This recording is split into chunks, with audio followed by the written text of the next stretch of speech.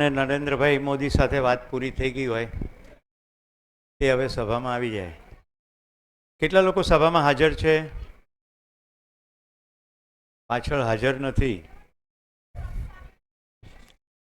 કેટલાક લોકો હેતુપૂર્વક એકદમ પાછળ બેસે છે. મિત્રો, આ સત્રમાં મારી અપેક્ષા છે કે કોઈ પાછળ ના બેસો, જેટલી જગ્યા છે પૂરી કરી નાખો. આપણે અત્યારે મધ્યસ્થ દર્શનના સૌથી મહત્ત્વના બિંદુ મધ્યસ્થમાં પહોંચ્યા છીએ. શિબિરને અભિનંદન છે કે ચોથા દિવસની સવારે આપણે અહીંયા સુધી પહોંચી શક્યા. દરેક શિબિર એક સરખી રીતે ચાલતી નથી, કારણ કે તમારું જે ક્યુરિયોસિટી, કુતૂહલ છે, પ્રશ્નો છે, એનો જવાબ આપતા આપતા આપણે આગળ વધીએ છીએ. તમારી એકાગ્રતા, તમારી ક્યુરિયોસિટી, તમારી શિસ્ત, એ બધાને અનુરૂપ શિબિર ચાલે. રાજુભાઈ એ બહેનોને કહો કે આગળ બેસે, એમાંનું કોઈ ઘરડું નથી. આ સત્રમાં બધા મને શક્ય એટલા નજીક જોઈએ.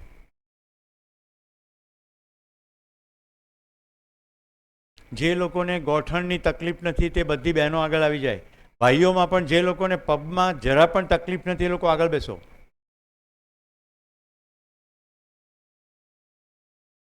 આ સત્રથી તમને સમજણ પડશે કે મધ્યસ્થ શું છે અને મધ્યસ્થ દર્શન કેમ કહે છે.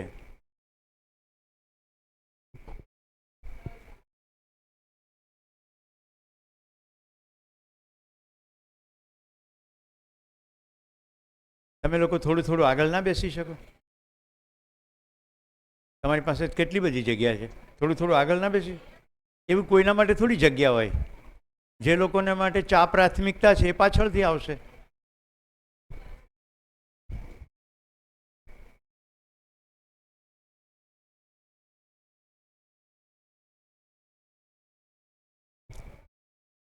ચાલો, સૌથી પહેલાં પ્રશ્ન લઈ લઈએ અને પછી આગળની વાત કરીએ. આત્મા અને પરમાત્મા વિશે જીવન વિદ્યામાં શું કલ્પના છે? આપીશું જવાબ સમય પ્રમાણે. પુનર્જીવન અંગે જીવન વિદ્યામાં શું વિભાવના છે? હિન્દુ ધર્મની માન્યતા મુજબ પુનર્જીવન છે કે નહીં? ભગવાન બુદ્ધ મરણ પછી પુનર્જન્મ સ્વીકારતા નહોતા. આ બીજા ધર્મો સંપ્રદાયની આપણે વાત નહીં કરીએ. જીવન વિદ્યાની વિભાવના કહી દઉં. હું માનવ છું, જીવન અને શરીરનું સંયુક્ત રૂપ છું. હું ગઠનપૂર્ણ પરમાણુ છું. મારો કદી નાશ થનાર નથી. શરીર નાશ થનાર છે, એટલે જીવન સતત છે અને છે. જીવન જેમ જેમ શરીર યાત્રા ચલાવે છે તેમ તેમ સમજણની યાત્રામાં આગળ વધે છે. જ્યારે સમજણ પૂર્ણ થાય છે, અનુભવની પ્રાપ્તિ થાય છે, ત્યારે નિરંતર સુખમય જીવનમાં પ્રવેશે છે. ત્યાં સુધી આ યાત્રા સતત ચાલે છે. જન્મ જન્માંતરો સુધી નિરંતર સુખની યાત્રા કરતાં કરતાં જ અહીંયા આવ્યા છીએ. શિબિરમાં અત્યાર સુધી ટકી એટલા માટે રહ્યા છીએ કે એક આશા બની છે કે નિરંતર સુખ જોઈએ છે અને કદાચ એનો જવાબ મને મળશે, નહીં તો તમે અહીંયાથી પણ જતા રહ્યા હોત. તો વિદ્યામાં આ વિભાવના છે. જન્મ મરણના ફેરા અને 84 લાખ યોની. સૌથી પહેલો તો ફેરા શબ્દમાં એવો ભાવ છે કે વારંવાર આવીએ છીએ ને એટલે ડખા છે. જ્યારે કે અહીંયા એવું કહેવામાં આવ્યું છે કે ફેરા નથી, યાત્રા છે. અને દરેક વખતે નવો ફેરો નથી, યાત્રા નવી છે, કારણ કે સમજણની યાત્રા આગળ ચાલે. આણંદથી અમદાવાદ ને અમદાવાદથી આણંદ નથી. અમદાવાદથી આણંદ, પછી આણંદથી મુંબઈ, પછી મુંબઈથી કન્યાકુમારી, એમ યાત્રા સતત છે. 84 લાખ યોની, આ એક કલ્પના થઈ ગઈ છે. જરા વિચાર કરો, યોનિઓ ક્યાં છે બધી? સ્વેદજ, પિંડજ ને અંડજ, 3 પ્રકારે શરીરો છે. સ્વેદ મેલ, કચરામાંથી જન્મતા નાના નાના સજીવો, ઈંડામાંથી જન્મતા અને શરીરમાંથી બચ્ચું તરીકે આવતા. તો શરીરમાંથી બચ્ચું તરીકે આવતા હોય એમાં જ યોનિઓ છે. અને કોણ કહી શકે 84 લાખ? ગણવા જવાય. કેટલીક કલ્પનાઓ ક્યારેક બાહુલ્ય બતાડવા માટે. અને 12નો અંક હતો તો 12 સીતા 84. કોઈક 7નો કલ્પના ક્યાંક આવી હશે, એમ કંઈક ઘૂસ્યું. મને ખબર નથી કેવી રીતે 84 લાખ લાવ્યા. બીજો માનવ જીવનનો અવતાર મળે તેને જીવન વિદ્યામાં શું માનવું છે? તમે નિષ્કર્ષપૂર્વક આગળ વધો છો. તમને માનવ શરીરમાં રહે એમ લાગે છે કે આગલો જન્મ તો ઘોડાનો લેવો સારો? નિષ્કર્ષ જો માનવ શરીરનો છે તો આગળ માનવ શરીર જ લેશો. પણ આપણે તો એવી કથા છે કે ભરત મુનિએ મૃગલું પાળ્યું હતું અને પછી મરી ગયા પછી મૃગનો અવતાર થયો, એવી એક કથા છે. એ ઇન્ડિકેટ એવું કરે છે કે તમારો ક્યાં જીવ ચોંટ્યો છે. તમને એમ લાગે છે આની કરતાં તો પેલું સારું. અમદાવાદના એક શિબિરમાં રાહુલ નામનો એક વિદ્યાર્થી આવેલો 10મા ધોરણનો. એણે કહ્યું કે મેં મારા ધાબા ઉપરથી કૂદકો માર્યો. કારણ કે મારે સામે ઝૂંપડપટ્ટીમાં એક છોકરું રહેતું હતું, એનો પગ ભાંગ્યો તો એના માતા પિતા એની બહુ કેર કરતા હતા. અને મારા માતા પિતા બંને ધંધા ધાપામાં એટલા વ્યસ્ત હતા કે મને પ્રેમ મળતો નહોતો. એટલે મને એમ થયું કે જો મારો પગ ભાંગશે ને તો મારા માતા પિતા મને પ્રેમ કરશે. એટલે મેં કૂદકો માર્યો. મને ફ્રેક્ચરથી થતી પીડા અને એના કન્ઝિક્વન્સીસની કંઈ ખબર નહોતી. જે બાળક પોતાની શરીર યાત્રા દરમિયાન ઘરમાં અભાવનો અનુભવ કરે છે, પ્રેમના અભાવનો અનુભવ કરે છે, અને પછી જુએ કે ગરીબ પરિવારોમાં તો બહુ પ્રેમ મળે છે, અને પછી નેક્સ્ટ શરીર યાત્રામાં નિષ્કર્ષ શું છે? આની કરતાં તો ઝૂંપડામાં જન્મવું સારું. તો પછી ઝૂંપડાની માને પસંદ કરશે. નિષ્કર્ષપૂર્વક જ આગળ. તો ફરીનો અવતાર કે ફરી કયું શરીર ધારણ કરવું એ બધો આધાર નિષ્કર્ષ ઉપર છે. મારી સહજ સ્વીકૃતિ છે કે કોઈ પણ માણસ પોતાના શરીરને સાથે જે સ્વતંત્રતા મળી છે એ પશુ શરીરમાં નથી, એટલો નિષ્કર્ષ તો એને ખબર પડી જાય. તો ફરી શું કામ પશુનું શરીર લે? જેને બાળકો હોય તે તેના બાળકોમાં તે જીવંત રહી શકે. કોઈ વ્યક્તિ નિસંતાન હોય તો કેવી રીતે જીવંત રહી શકે? તો અત્યાર સુધીનું સત્ર તમને પચ્યું નહીં. હું જીવન છું, નિરંતર છું, શરીર તો ખતમ થઈ જ જવાનું. તો જીના કોને કીધું? લીમડાનું ઝાડ મરી જાય પણ લીમડો મરે છે. આ કેટલાને સમજાય છે? લીમડાનું ઝાડ મરી જાય પણ લીમડો નથી મરતો. કેમ? લીમડાની પરંપરા છે ને. લીમડામાં બીજ, બીજમાંથી ફરી લીમડો, લીમડાનું બીજ, બીજમાંથી લીમડો. નમસ્તે કાકા. લીમડાનું બીજ લીમડો, લીમડાનું બીજ લીમડો. તો એક ઝાડ ખતમ થઈ જાય છે, લીમડો ખતમ થતો નથી. અસ્તિત્વમાં લીમડો સતત છે કે નથી? લીમડો સતત છે, લીલ સતત છે, વડનું ઝાડ સતત છે. એક ઝાડ સતત નથી પણ ટેટો વળી પાછું વડનું ઝાડ. પરંપરા છે કે નહીં? હવે તમારે સતત જીવતા રહેવું છે ને. જો તમે સતત જીવતા રહેવા માગતા હો તો તમે શરીર તો છો નહીં. જીવન સ્વરૂપમાં તમે શું છો? વિચાર છો. એક ખબર પડે છે, બીજી કંઈ ખબર ના પડે તો કંઈ નહીં. વિચાર છો કે નહીં? તમે જ વિચાર છો કે બહારથી વિચાર તમારામાં કોઈ ભરે છે? બીજા તમને બોલી શકે પણ તમે એને તમારું ગણો તો જ તમારું થાય. બધા શિક્ષકો કહે છે ને સવારના પોરમાં કસરત કરો. કેટલા કસરત કરે? 2 જણા હાથ ઉપર કરે. તો વિચાર એમનો છે, તમારો ક્યાં છે? તમારો હોય તો તમે કંઈક કરો ને. અને વિચાર જો તમારો છે તો તમારો હોવા છતાંય તમે સ્વીકાર્યો નથી. સ્વીકાર્યો તો કરો જ ને. બધા વરિયાળી ખાય છે, કોઈ ઝેરની બાટલી પીવે છે? કેમ? વરિયાળી સ્વીકૃત છે, પોષણ છે, ઝેર સ્વીકૃત નથી, એટલે નહીં ખાઓ. તો તમે જો વિચાર છો તો શરીર મરી જશે, પણ જો વિચાર એવો દમદાર હશે તો હવે બીજા પણ તમારો વિચાર સ્વીકારશે. હા કે ના? એને કહ્યું પ્રેરણા. તો આપણે એવું કેવું જીવીએ કે બીજા એને આગળ લઈ જાય, તો કદી મરીએ નહીં. તો વિચાર સ્વરૂપમાં જીવંત છે. આમાં એવું કીધું છે જેના બાળકો હોય તેના બાળકોમાં તે જીવંત રહી શકે.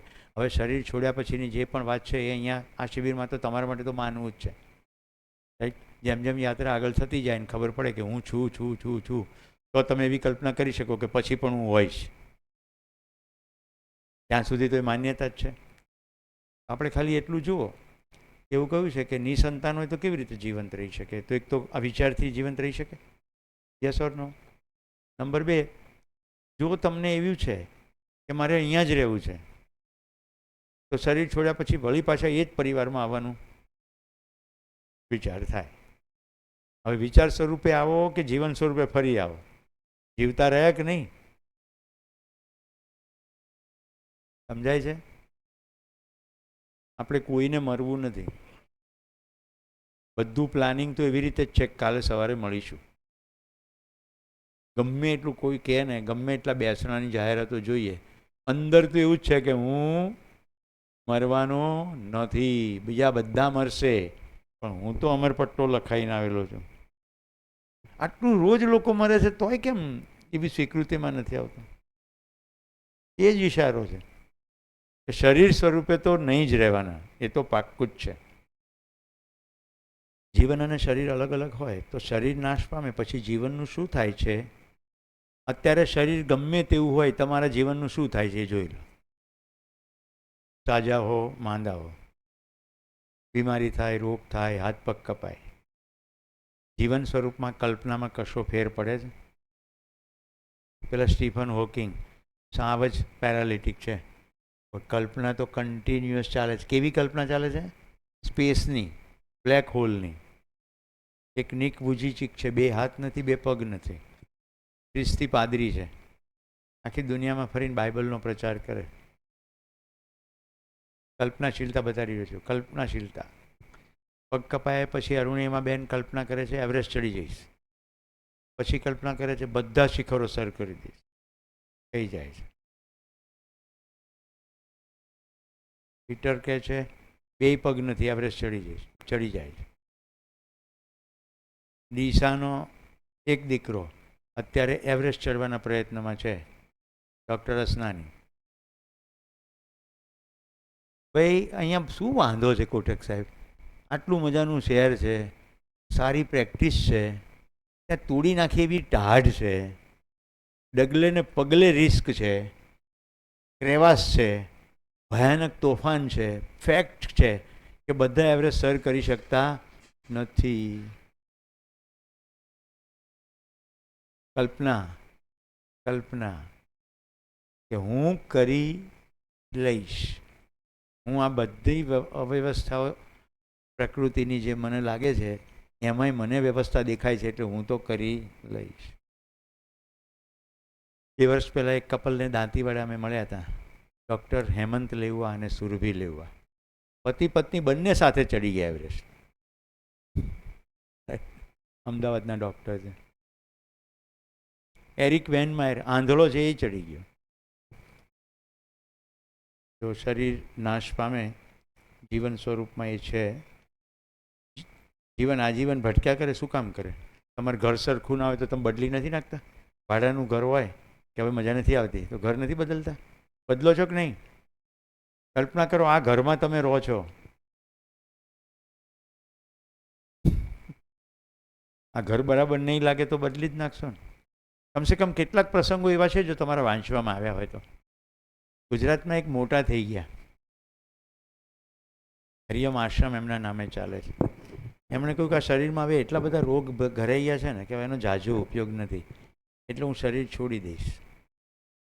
હવે લોકો એમને બહુ માનતા, પણ એ પોતે બહુ સ્પષ્ટ હતા, એટલે એમણે કહ્યું કે મારા ગયા પછી ફોટો, મૂર્તિ અને મારા મૃત્યુ પછી મોટો અગ્નિ સંસ્કારનો મેળાવડો, આવું બધું કંઈ કરાય નહીં. એટલે 4 માણસને ભેગા કર્યા અને કે ઈચ્છા વ્યક્ત કરી.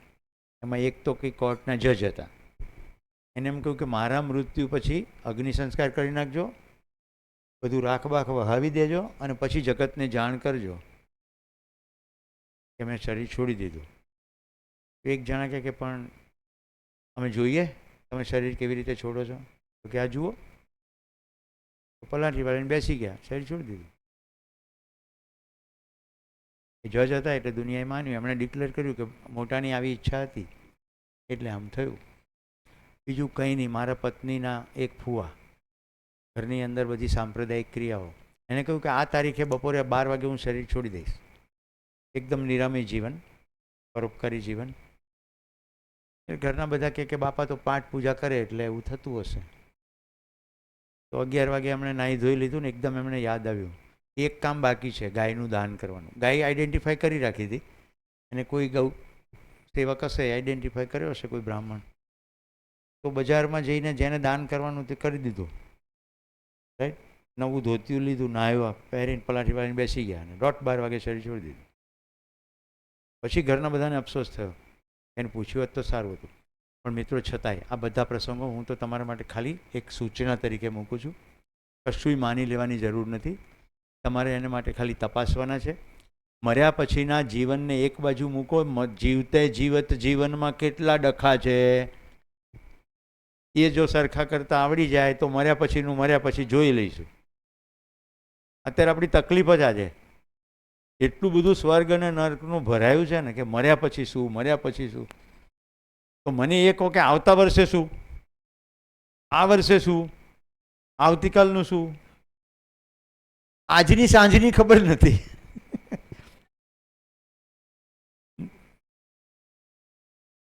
ઓકે, હવે આપણે પૂરી તપાસ કરીએ કે અસ્તિત્વમાં શું છે.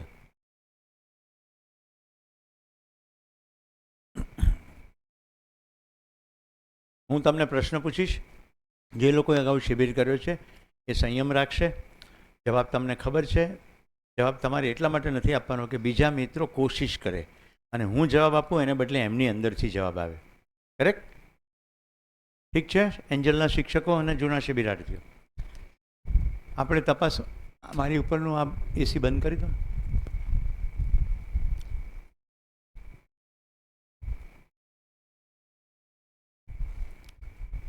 આ 4 દિવસની યાત્રાને અંતે કહો અસ્તિત્વમાં શું છે.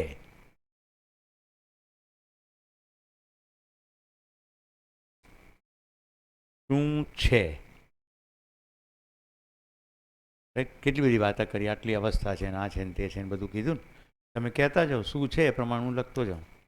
બોલો ડૉક્ટર સાહેબ. જીવના શિબિર કરેલા ના કે, જેમણે નથી કર્યું એ જ કે અસ્તિત્વમાં શું છે. ઓકે, એક દીકરીએ જવાબ આપ્યો કે અસ્તિત્વમાં પદાર્થ અવસ્થા છે. પદાર્થ અવસ્થા જડ છે કે ચેતન છે? એટલે જડ છે એમાં પદાર્થ અવસ્થા છે. અસ્તિત્વમાં વ્યવસ્થા છે. અસ્તિત્વમાં વ્યવસ્થા છે તો વ્યવસ્થાનું સ્વરૂપ જોઈ રહ્યા છીએ. અસ્તિત્વમાં વ્યવસ્થા છે તો વ્યવસ્થાનું સ્વરૂપ શું છે? જડમાં એક પદાર્થ અવસ્થા છે. બીજું જડ શું છે? બીજું જડ શું છે? પદાર્થો જ જડ છે. જડ છે, બીજું કંઈ જડ છે? જડ પ્રાણ અવસ્થા. પ્રાણ અવસ્થાને તમે નિશાળમાં અત્યાર સુધી જડ કીધી નથી. રાઈટ? એટલે સમજો આપણે જડ કોને કહીએ છીએ? જેમાં ભૌતિક ક્રિયા થાય છે, રાસાયણિક ક્રિયા થાય છે અને એના નિયમો સમજીને આપણે એને ચલાવી શકીએ છીએ, એને જડ કહીએ છીએ. બટેટા હંમેશા જમીનની નીચે ઉગતા હતા. આપણે કેટલાક નિયમો સમજી ગયા અને હવે બટાકા આપણે ડાળીમાં ઉગાડીએ છીએ. એ તમને કોઈને ખબર છે કે નથી ખબર? લેટેસ્ટ સંશોધન. મગફળી જમીનની નીચે ઉગતી હતી, હવે મગફળી લટકે છે. મતલબ કે એ ખબર પડી ગઈ કે આ કેવી રીતે કામ કરે છે. ટિશ્યુ કલ્ચર જાણો છો ને? જે વસ્તુ જ્યાંથી ઉગતી હતી બીજને, એને બદલે હવે આપણે ટિશ્યુમાંથી ઉગાડીએ છીએ. મતલબ કે આપણને રાસાયણિક ક્રિયાકલાપ ખબર પડી ગઈ. આપણે પહેલાંથી એવું જ માનતા હતા કે માટીમાં બધું ઉગે. પછી હાઇડ્રોપોનિક શોધી કાઢ્યું. હું જે દેશમાં ભણ્યો એ દેશમાં સ્પોન્જની અંદર બી નાખીને પછી રૂટ તૈયાર થાય એટલે ઇન્જેક્શન મારેલા હોય. યોગ્ય સમયે પાણી મળી જાય, રસાયણો મળી જાય. અને મેં તરબૂચ, ટેટી આ બધી વસ્તુ અમે પ્લેટમાં જોઈ છે. વેલા બાંધ્યા હોય પછી પ્લેટની ઉપર એક તરબૂચ બેસે એટલે પ્લેટ ઉપર એક્ઝેક્ટ મોટું થાય. જાપાન કાચના બોક્સની અંદર તરબૂચને મોટું થવા દે છે અને લોકો ઓર્ડર આપે છે હાર્ટ શેપનું તરબૂચ જોઈએ. એટલે હાર્ટ શેપમાં જ તરબૂચ ગ્રો થાય છે. એ લોકો કહે છે કે ખટારાની અંદર ગોળ તરબૂચમાં જગ્યા બહુ રોકે, કારણ કે બે ગોળની વચ્ચે જગ્યા થાય ને એટલે ચોરસ તરબૂચ બનાવે એટલે સરખા ગોઠવાઈ જાય. આ બધું મારી પાસે વિડીયો અને ઓડિયો બધું છે, પણ હું તમારી એકાગ્રતા જોતાં ભંગ કરવા માટે બતાવતો નથી. તો પ્રાણ અવસ્થામાં રાસાયણિક કાર્યક્રમ છે. તો આ બંને જળ એકમ થયા. બીજું શું છે અસ્તિત્વમાં? હાજી, ચેતન એકમ છે. જળ એકમ છે એમ ચેતન એકમ છે ને? તો ચેતન એકમમાં શું છે? જીવ અવસ્થા છે અને જ્ઞાન અવસ્થા છે, એટલે કે માનવ છે.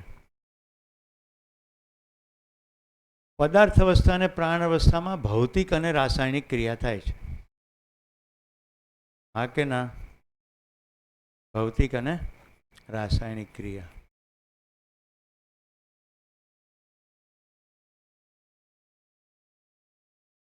માનવના શરીરમાં રાસાયણિક ક્રિયા થાય છે કે નહીં? જીવ અવસ્થામાં પણ શરીરમાં રાસાયણિક ક્રિયા થાય છે કે નહીં? આ ક્લિયર છે? તો જ્યારે હું ક્રિયા કહું છું, ભૌતિક ક્રિયા અને રાસાયણિક ક્રિયા, તો એ ક્રિયા જડ અને ચેતન એકમ સમગ્રમાં થાય છે. આટલું ક્લિયર? નીચેથી કેપિલરી એક્શનથી પાણી અને પોષક તત્વો ઉપર ચડે છે. તમે પાણી પીવો છો, ખોરાક ખાઓ છો, તો પેટમાં રાસાયણિક ક્રિયા થાય છે? થાય છે ને? હું નવા સમાચાર તો નથી આપતો ને. ભૌતિક ક્રિયા અને રાસાયણિક ક્રિયા થાય છે. પણ સાથે સાથે જ્ઞાન અવસ્થામાં કઈ ખાસ ક્રિયા થાય છે બીજી, જે ખાલી માનવમાં જ થાય છે?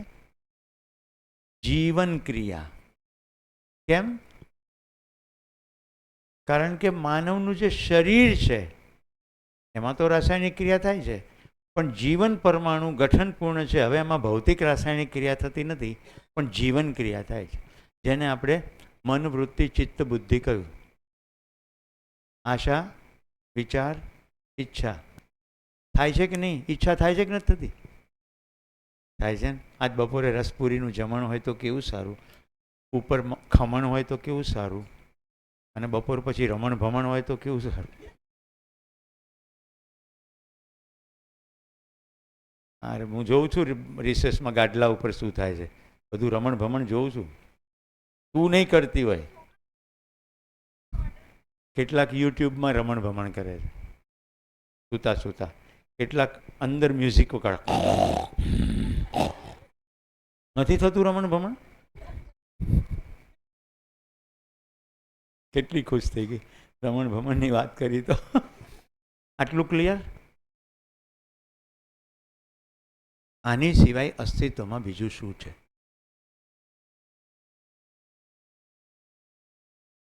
તમે છો, હું છું, ઝાડ છે, પાણી છે, પહાડ છે, બીજું શું છે?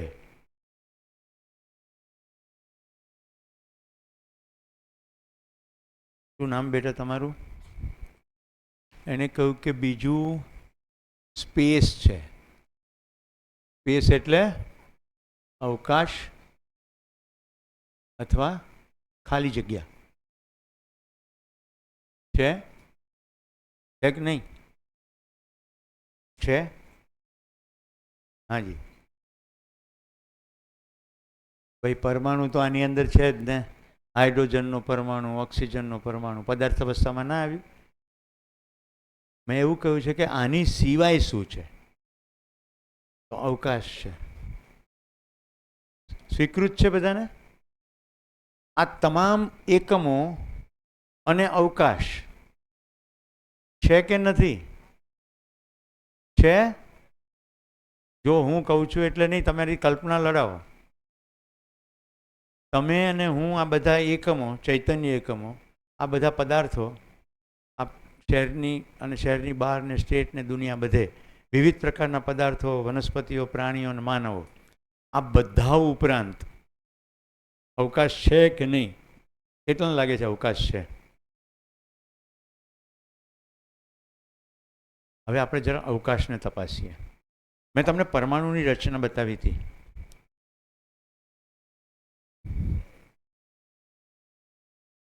યાદ છે ને? અહીંયા બધા અંશો, વર્તુળાકાર ગતિ, દોલન ગતિ. તમારી ને મારી વચ્ચે જ અવકાશ છે કે પરમાણુની અંદર પણ અવકાશ છે? પરમાણુની અંદર અવકાશ છે કે નથી? આ અવકાશ ના હોય તો અંશો ગોળ ફરી શકે? ગોળ ગોળ પરમાણુમાં અવકાશ છે. તમારી ને મારી વચ્ચે પણ અવકાશ છે. આનો આ અવકાશ પૃથ્વી અને ચંદ્રની વચ્ચે પણ છે, સૂર્યમાળાની વચ્ચે પણ છે, ગેલેક્સીમાં પણ છે, બે ગેલેક્સીઓ વચ્ચે પણ છે. કલ્પનામાં આવે છે? અવકાશ કેટલો છે? કેટલા લોકો અનંત કહે છે? અનંત હાથ ઉપર રાખજો. હા, હું સ્વીકારતો નથી. અવકાશ અસીમ છે. અનંત કહીએ ને જેને ગણીએ, જે સંખ્યાને ગણી શકાય એને શાંત કે, જેને અંત આવે તે. એવી સંખ્યા કે જેને ગણવાની આવશ્યકતા નથી. જેમ કે દરિયાના કાંઠે રેતીના કણ ગણી શકાય કે નહીં? પહેલાં મને એ કહો. કોશિશ કરો તો તપેલીમાં લઈને થોડા ગણી શકો? આપણે આટલા બધા માણસો તપેલી લે, એક એક એક એક કણ ગણી તો શકાય ને? પણ ગણવાની જરૂર છે? એક એક કણ અલગ છે, પણ ગણવાની આવશ્યકતા નથી. સમજવા માટે આ કણોને ગણવાની આવશ્યકતા નથી. એટલે આપણે શું કહીએ? અનંત કણો છે. એવી રીતે ગેલેક્સી અનંત છે, પણ અવકાશ અસીમ છે. તો અવકાશનો એક ગુણ અસીમ છે. જો આપણે સ્ટેપ વાઇઝ જઈશું, એટલે જેમ જેમ હું કહેતો જાઉં તેમ તેમ તપાસતા જાઓ અસીમ છે કે નહીં. ક્લિયર? ઓકે. તમે મને જોઈ શકો છો, હું તમને જોઈ શકું છું. આપણી બેની વચ્ચે અવકાશ છે, હવા પણ છે. હવા પદાર્થ અવસ્થા છે કે હવા પણ અવકાશ છે? હવા પદાર્થ અવસ્થા છે. પૃથ્વીને ફરતે જ્યાં વાદળો થાય છે તેને આપણે શબ્દ કહીએ છીએ આકાશ. જ્યાં સુધી વાતાવરણ છે, જ્યાં વાદળો થાય છે, વરસાદ પડે છે, એટલા ભાગને આકાશ કહ્યું. આકાશ અને વાદળો પણ છે તો અવકાશમાં જ. એવું સમજાય છે? તમારી ને મારી વચ્ચે ખાલી જગ્યા છે, અને આ ખાલી જગ્યામાં હવા છે. પણ પૃથ્વી સુધી એને આપણે આકાશ કહીએ છીએ, પછી અવકાશ કહીએ છીએ. અવકાશ યાત્રી કોને કહીએ છીએ? કે જ્યાં સુધી પૃથ્વીનું વાતાવરણ છે એની બી બહાર જતા રહે. એ વખતે આપણને એવું લાગે છે કે અહીંયા અવકાશ નથી, અવકાશ તો ત્યાં છે. હકીકત શું છે? અવકાશ અહીંયા છે, તમારી અંદર પણ છે, મારી અંદર પણ છે, બધે જ અવકાશ છે. અસીમ અવકાશમાં સીમિત એકમો સતત ક્રિયાશીલ છે. સાચું કે ખોટું? અસીમ અવકાશમાં જળ અને ચેતન એકમો ક્રિયાશીલ છે. ભૌતિક ક્રિયા અને રાસાયણિક ક્રિયા ચાલી રહી છે. હા કે ના? હવે મને કહો, અવકાશમાં કોઈ ક્રિયા છે? અવકાશમાં કોઈ ક્રિયા છે? અવકાશમાં કોઈ ક્રિયા નથી, એટલે અવકાશ ક્રિયા શૂન્ય છે. કોઈ ક્રિયા નથી થઈ રહી. રાઈટ? અવકાશની અંદરના જે એકમો છે ક્રિયાશીલ છે. જેમ કે પરમાણુની અંદર વર્તુળાકાર ને ધૂળન ગતિ ચાલી રહી છે, તો ક્રિયા છે. આટલું સ્પષ્ટ છે? ગુંજન, હું તમને કેમ જોઈ શકું છું? અવકાશનો એવો કયો ગુણ છે કે હું તમને જોઈ શકું છું? અવકાશ પારદર્શી છે. કેવો છે? પારદર્શી છે. હવે જોજો, હું જ્યારે અહીંયાથી ત્યાં ચાલું છું ત્યારે અવકાશ ખસે છે ખરો? અવકાશ ખસે છે? અવકાશમાં કોઈ કોતરકામ થાય છે? અવકાશમાં કોઈ વિકાર થાય છે? અવકાશ પારદર્શી તો છે. બીજો શું ગુણ છે અવકાશનો? અવકાશ સ્થિર છે. Very good. અવકાશ સ્થિર છે, એમાં કોઈ વિકાર થતો નથી, એટલે નિર્વિકાર છે. જેમ પારદર્શી છે એમ અવકાશનો એક બીજો ગુણ છે, જેને કારણે હું આમ જાઉં છું પણ અવકાશ એમનો સ્થિર રહે છે. અવકાશ મારી આજુબાજુ જ છે કે મારી આરપાર પણ છે? લ્યો, પાછા બસમાંથી ઉતરી ગયા. ક્રિયા કહીએ તો અહીંયા છે ભાઈ, ભૌતિક ક્રિયામાં ગુરુત્વાકર્ષણ છે. આપણે તો વાત અવકાશની કરીએ છીએ. અવકાશ પારગામી છે. આ પારગામી એ તો સમજાવું છું. એક પાણીની ડોલ ભરો, એની અંદર પ્લાસ્ટિકનો દડો નાખો, ગોળ ગોળ ફેરવો. હવે દડો બહાર કાઢો તો પ્લાસ્ટિકના દડાના ફરતે પાણીની એક પતલી ફિલ્મ બની જશે. હા કે ના? Yes or no? રાઈટ. તો શું કહીશું કે આ પ્લાસ્ટિકનો દડો હવે પાણીથી ઘેરાયેલો છે. રાઈટ. આ પ્લાસ્ટિકના દડાને આપણે લોખંડનો દડો બનાવી દઈએ તો હવે એ પ્લાસ્ટિકનો દડો પાણીની અંદર જતો રહેશે તો એ પાણીથી ઘેરાયેલો તો છે જ ને. આ ઘેરાયેલું સમજાવી રહ્યો છું. પણ દડો તો નીચે જતો રહેશે એટલે ડૂબી પણ જશે. તો શું કહીશું? લોખંડનો દડો પાણીની અંદર ડૂબેલો છે અને પાછો ઘેરાયેલો પણ છે. રિપીટ કરું છું. દડાને ફરતે પાણી છે અને ઘણા બધા પાણીમાં દડો ડૂબેલો છે. આટલું ક્લિયર નિલેશભાઈ? હવે દડાને કલ્પના કરો રૂનો દડો છે. પાણી એની ફરતે છે, દડો પાણીમાં ડૂબેલો પણ છે અને પાણી એની આર પાર છે. એટલે હવે શું કહીશું? આ દડો ઘેરાયેલો છે, ડૂબેલો છે અને ભીંજાયેલો છે. કેટલાને સમજાણું? અસ્તિત્વમાં પ્રત્યેક જળ ચેતન એકમ અસીમ અવકાશથી ઘેરાયેલા છે, ડૂબેલા છે અને ભીંજાયેલા છે. એક હાઇડ્રોજનનો પરમાણુ બીજા હાઇડ્રોજનના પરમાણુને મળે એટલે H2નો અણુ બને. આ રીતે પૂર્ણ થાય. યસ ઓર નો? એક ઓક્સિજનનો પરમાણુ બીજા ઓક્સિજનના પરમાણુને મળે એટલે ઓક્સિજન વાયુનો અણુ પૂર્ણ થયો. હાઇડ્રોજનના 2 અને ઓક્સિજન 1 એવી રીતે ભેગા થાય તો પાણી એક પૂર્ણ સંયોજન થયું. H2SO4 HCl આ બધા પૂર્ણ થાય છે. એક બીજ છે એને વનસ્પતિને અનુરૂપ જે ડિઝાઇન હોય એ પ્રમાણે ખોરાક મળે, પોષણ મળે, સોઇલ એટલે માટી, પાણી વગેરે. તો ધીમે ધીમે ધીમે ધીમે એ છોડ મોટો થાય, પછી એની અંદર ફૂલ આવે, પછી ફળ આવે. આપણે શું કહીએ? હવે બરાબર થયું.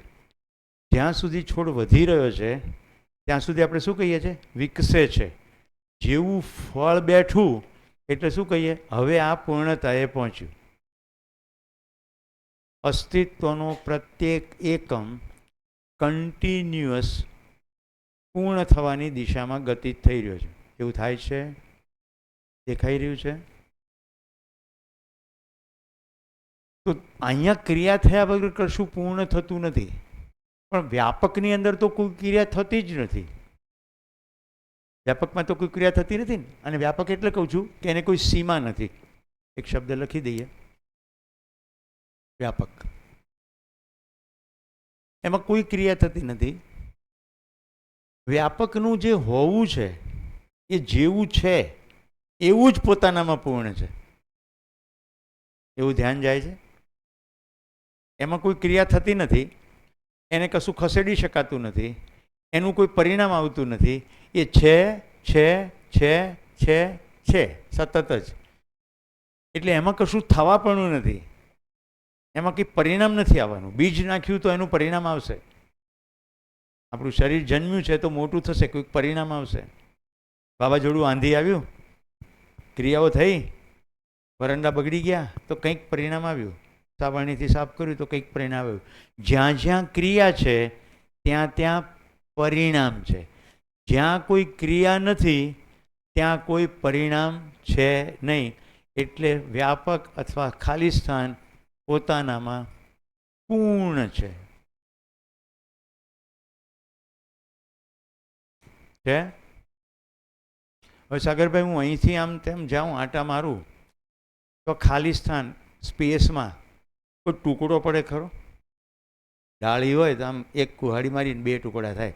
એમ હું આની અંદર કંઈ ખટપટ કરું, દોડાદોડ કરું તો ખાલી સ્થાનમાં કોઈ ખંડ થાય? ટુકડો થાય? અખંડ છે. આ જે ખાલી સ્થાન, ખાલી જગ્યા, સ્પેસ છે એ હમણાં આવી કે પહેલેથી છે જ?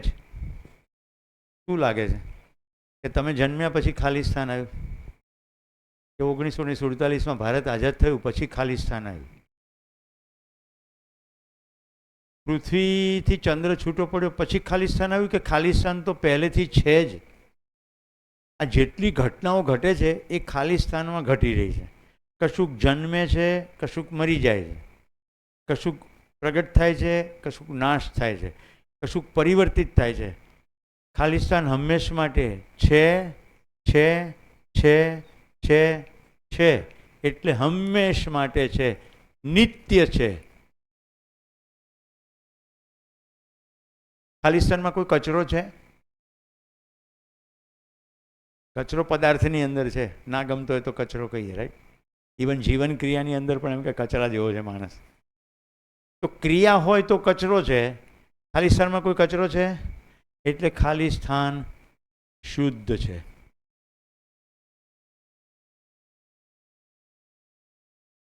શુદ્ધ છે. ક્રિયા જન્મે છે, વસ્તુ જન્મે છે, હંમેશ માટે છે. જે વસ્તુ છે એનો જન્મ થવાનો પ્રશ્ન આવતો નથી. ખાલી સ્થાનનો જન્મ થતો નથી એટલે એને કહી શકીએ કે અજન્મા છે. તાકાત લગાડો, તમે ખાલી સ્થાનને દૂર કરી શકશો? ખાલી સ્થાનને દૂર કરી શકાશે નહીં. વસ્તુને વિકૃત કરી શકાશે. બધો ખેલ ખાલી સ્થાનની અંદર થશે, પણ ખાલી સ્થાનને દૂર કરી શકાશે નહીં, ખસેડી શકાશે નહીં. ખાલી સ્થાનનો વિનાશ થઈ શકશે નહીં, એટલે અવિનાશી છે.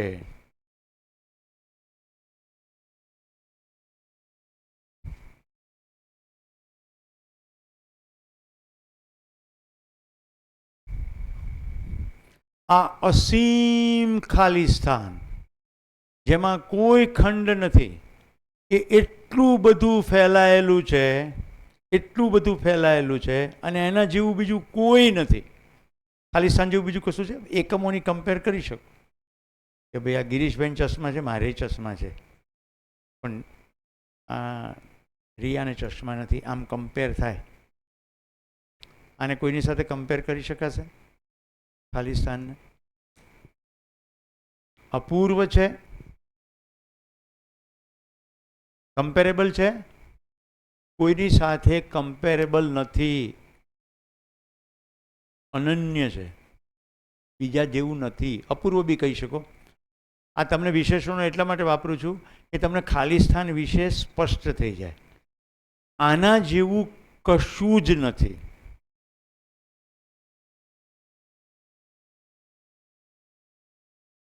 આ અસીમ ફેલાયેલા ખાલી સ્થાનમાં આ બધા એકમોની અંદર નિરંતર ક્રિયા ચાલે છે, નિરંતર પરિણામ આવે છે. કેટલું વૈવિધ્ય છે! વિવિધ પક્ષીઓ, વિવિધ ફૂલો, વિવિધ રંગો, વિવિધ રચનાઓ. આ આટલું અદ્ભુત ફેલાયેલું ઐશ્વર્ય જેની અંદર છે, એટલે એને કહે છે ઈશ્વર. આ અસીમ ફેલાયેલું છે, ફેલાયેલું એટલે બ્રહ્મ. એ જ છે બ્રહ્મ.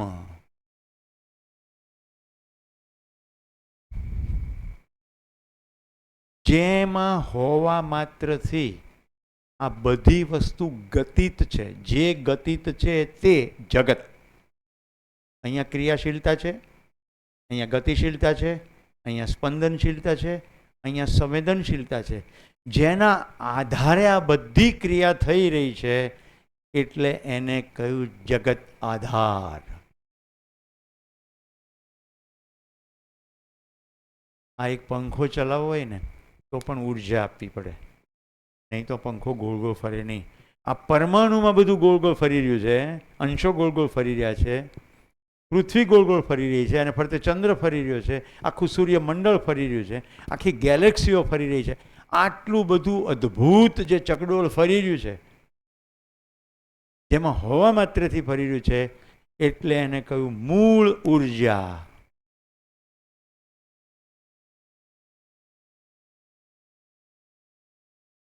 મૂળ ઉર્જામાં આખું જગત, બધા જ એકમો ઉર્જિત છે. એક એક એકમની આર પાર ખ્યાલી સ્થાન છે, એટલે ઉર્જિત છે. વ્યાપકથી બધા જ એકમો ઘેરાયેલા છે, એટલે નિયંત્રિત છે. અને ડૂબેલા છે એટલે જ એકબીજાને પહેચાન અને નિર્વાહની ક્રિયા થઈ રહી છે. પહેચાન અને નિર્વાહ, માનના જાનના પહેચાનના નિર્વાહ, આ બધી જ ક્રિયાઓ પારદર્શી પારગામી હોવાને કારણે છે.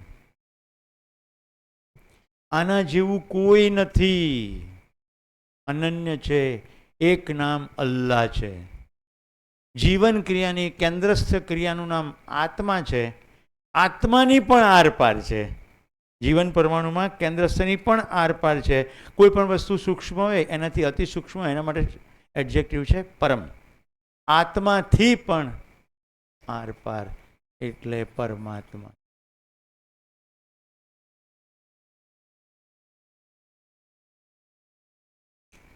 કેટલાને ખુશીનો રોમાંચ છે.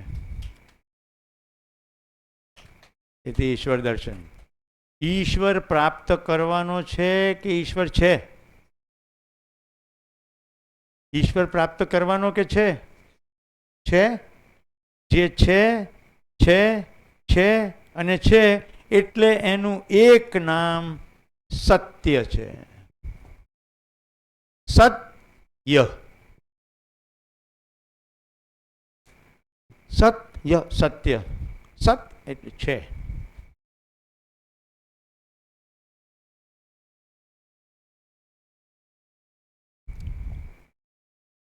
મારી અંદર ઈશ્વર છે કે હું ઈશ્વરમાં છું? કયું સ્ટેટમેન્ટ સાચું?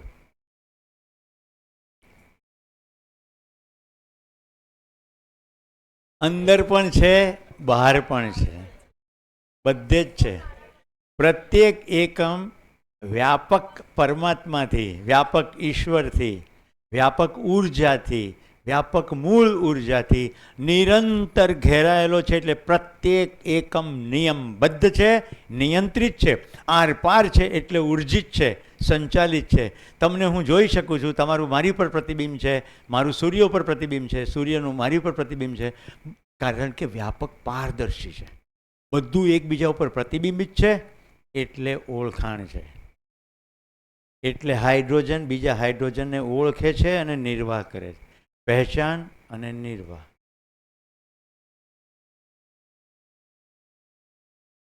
સતત મૂળ ઉર્જાની અંદર ડૂબેલો, ભીંજાયેલો ને ઘેરાયેલો છે એક એક એકમ, એટલે ઉર્જિત છે. પ્રત્યેક એકમ પોતાની પાત્રતા મુજબ ઉર્જિત છે. હવે મજા આવશે કે બધા એક સરખા કેમ નથી. બધા પોતાની પાત્રતા પ્રમાણે ઉર્જિત છે. આકાશમાંથી જ વરસાદ પડી રહ્યો છે. આ કોટક સાહેબ કે જો કુદરતની મહેરબાની વરસી રહી છે, જાઓ સુરેશભાઈ બહાર જઈને માણ્યો.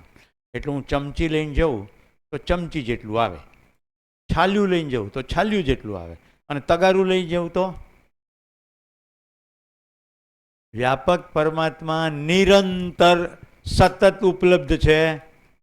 કૃપા કરવાની કંઈ જરૂર નથી. કૃપા પોતાને જ પોતાની ઉપર કરવાની જરૂર છે. પાત્રતાનો વિકાસ કરવાનો છે. જેઓ જેટલું ધ્યાન દેશે એને એટલી પાત્રતા વિકસશે. નિરંતર ઐશ્વર્ય વિલસી રહ્યું છે. જેટલું ધ્યાન દઈએ એટલું દેખાય. હવે મને કહો, ધ્યાન કરવાનું છે કે ધ્યાન દેવાનું છે? અંદરે દેવાનું છે, બહારે દેવાનું. આંખો બંધ કરીને દેવાનું છે, ખુલ્લી આંખે દેવાનું છે? બંધ હોય કે ખુલ્લી હોય, છે તે આપણે શું છે ફસાઈ જઈએ છીએ. ધ્યાન તો બંધ આંખે જ કરાય ને. અરે ખુલ્લી આંખે આટલું બધું અદ્ભુત સૌંદર્ય છે ને.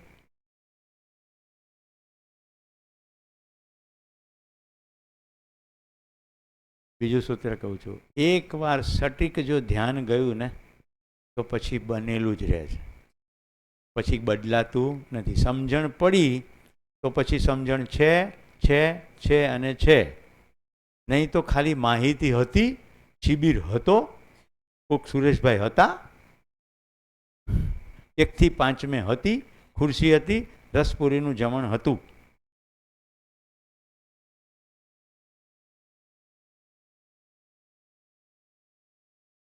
અસ્તિત્વનો પ્રત્યેક એકમ પોતાની પાત્રતા પ્રમાણે ઉર્જિત છે, મૂળ ઉર્જામાં હોવાને કારણે સંચાલિત છે, નિયંત્રિત છે અને નિયમિત છે. હવે તમને સમજાશે કે આટલું જગત આટલું નિયમબદ્ધ કેમ છે. કારણ કે મૂળ ઉર્જામાં હોવાને કારણે બધું નિયમબદ્ધ છે.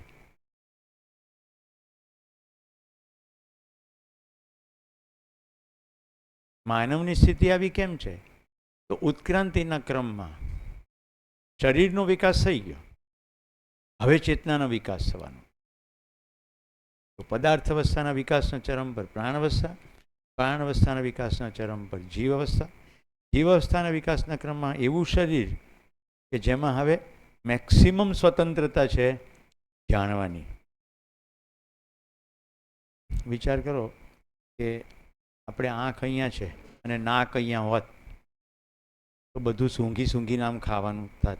મોઢું અહીંયા હોત અને નાક નીચે હોત તો આંખ અહીંયા હોત તો અહીંયા સૂંઘાડો, અહીંયા દેખાડો, અહીંયા ખાઓ. અસ્તિત્વની ડિઝાઇન તો જો, કાન બી એવી રીતે જ આપ્યા કે આ ધીમે ધીમે જાણવાની કોશિશ કરશે ને કે આંખના બલ્બ વધારે મોટા થઈ જાય, જગ્યામાં ફિટ નહીં થાય, એને પ્રતિબિંબ હરખું નહીં પડે, ચશ્માની દાંડી ટેકવશે ક્યાં? આ વિચાર કરો, કાન સે નીચે આપ્યા હોત તો આપણે ચશ્મા બાંધવા પડે. વ્યવસ્થા છે કે અવ્યવસ્થા છે? બધી ઝીણી ઝીણી વ્યવસ્થા છે. તમને એટલો રોમાંચ થશે, કોઈ પણ સ્ત્રી સગર્ભા થાય ને એને બચ્ચું આવે, એને એના છાતીમાં દૂધ આવે તો બચ્ચાને દૂધ જોઈશે, એના માટેની બધી તૈયારી પહેલાં થઈ જાય છે કે નહીં? સસ્તન પ્રાણીઓના શરીરમાં અને માનવ શરીરમાં પણ બધી તૈયારી પહેલાં થઈ જાય છે. ગાયનું બચ્ચું એટલી જ સાઇઝનું આવે છે કે તરત ઊભું થઈ જાય અને માના થન સુધી પહોંચીને ધાવવા લાગે. વ્યવસ્થા છે કે અવ્યવસ્થા છે? સૂરજમુખીનું ફૂલ વ્યવસ્થા છે કે અવ્યવસ્થા છે?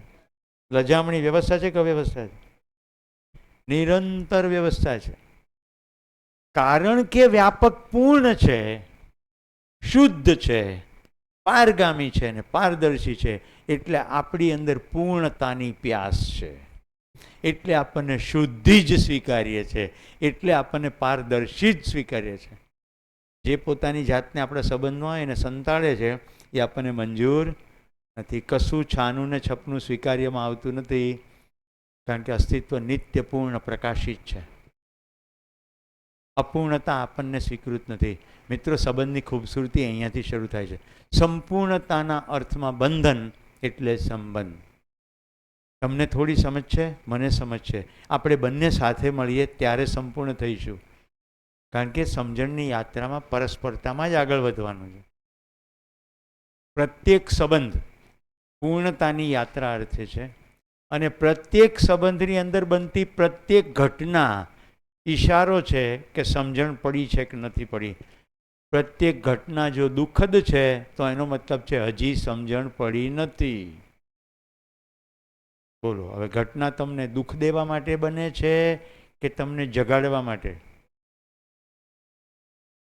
અકસ્માત થાય છે ત્યારે એ ઘટના ઇન્ડિકેટ કરે છે, એ ભાઈ તેરા ધ્યાન કિધર હૈ. જે ક્ષણે મને અકસ્માત થયો એ જ ક્ષણે ઝબકારો થયો માઇન્ડફુલનેસ. એના એક આખા અઠવાડિયાથી સતત એક શબ્દ આવ્યા કરે, માઇન્ડફુલ, માઇન્ડફુલ, માઇન્ડફુલ. હું થીકના ઠાણને યાદ કરું, દહેરાદૂન ગયો તો શિબિરને યાદ કરું, મારે ઘરમાં ફાઇલોમાંથી શોધી કાઢ્યું માઇન્ડફુલનેસ. મને સમજાય નહીં પણ મને પ્રેરણા થયા કરે અને ઘટના ઘટી એટલે દીવા જેવું સ્પષ્ટ થઈ ગયું. હવે આ યાત્રામાં સતત સજગતાની જરૂર છે, કન્ટિન્યુઅસ અવેરનેસ, બીઇંગ માઇન્ડફુલ. તમને અત્યારે થોડુંક માઇન્ડફુલનેસ બતાવું. શ્વાસ લો, પહેલાં લેતા હતા, ખાલી જતા શ્વાસને જુઓ.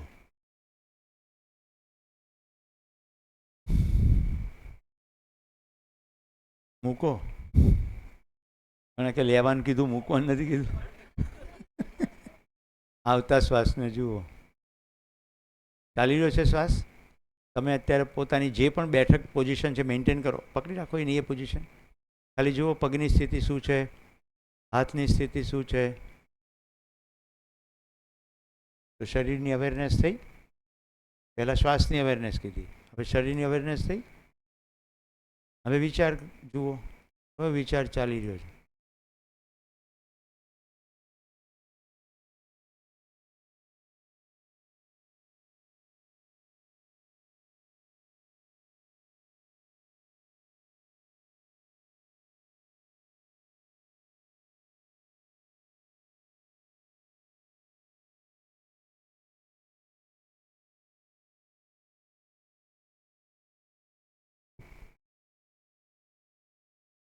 માઇન્ડફુલનેસ. જ્યારે વિચાર પર ધ્યાન જશે અને જ્યારે એવું પકડાશે કે મારા ભાવ અને વિચારમાં જ્યારે સ્થિરતા નથી હોતી, ત્યારે હું મૂંઝાઉં છું, દુઃખી થાઉં છું. જ્યારે ભાવ અને વિચારમાં સ્થિરતા આવે છે ત્યારે હું સુખ અનુભવું છું. તો અસ્તિત્વમાં કશુંક છે, ભાવ જે છે એને અનુરૂપ મારામાં સમજ છે તો ભાવ, એને અનુરૂપ વિચાર કરું છું અને પછી કાર્ય વ્યવહાર કરું છું, તો બધું જ સંવાદિતામાં થાય છે, એટલે સુખ છે. અસ્તિત્વમાં કશુંક છે એનો નિયમ સમજાય તો ભાવ. ભાવ અને લાગણીમાં ફરક શું છે કહું.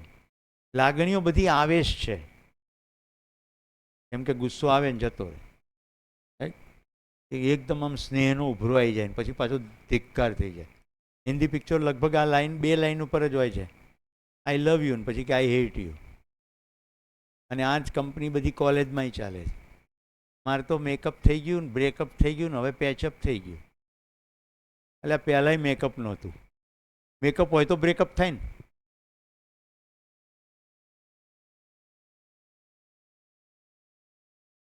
તો આવેશ છે એ કોઈને સ્વીકૃત નથી, સહજ સ્વીકૃતિ છે. લાગણી અને ભાવમાં ડિફરન્સ સમજી લો. કોઈ પણ સંબંધ પૂર્ણતાના અર્થમાં છે તો માતા અને પુત્રનો સંબંધ અત્યારે મનમાં લઈ આવો, એટલે બહુ ઇઝી છે સમજવું. માતા પુત્રના પોષણ અર્થે બધું જ કરશે, હા કે ના? પુત્રના શરીરના પોષણ અર્થે જે કંઈ કરે એ ભાવનું નામ છે મમતા. સામે હોય તો જમાડે, ના સામે હોય પણ મનમાં તો પોષણનો ભાવ સતત જ રહે. દીકરો વિદેશ ગયો હોય, દેશમાં હોય, ઘરે હોય, બહાર હોય, આ મમતાનો ભાવ સતત ને સતત રહે. પણ ગુસ્સે થાય ત્યારે કે સીધો રહે નહીં તો બે બેડિયા મારીશ, આ લાગણી છે. ક્યારેક વળી બચી ભરી આવી લાગણીઓ ઊંચી નીચી થયા કરે, પણ પેલો ભાવ સતત રહે. એટલે આપણે ત્યાં સુભાષિત છે, પુત્ર કુપુત્ર થઈ શકે પણ માવતર કમાવતર ના થાય, કારણ કે ભાવનું સાતત્ય છે.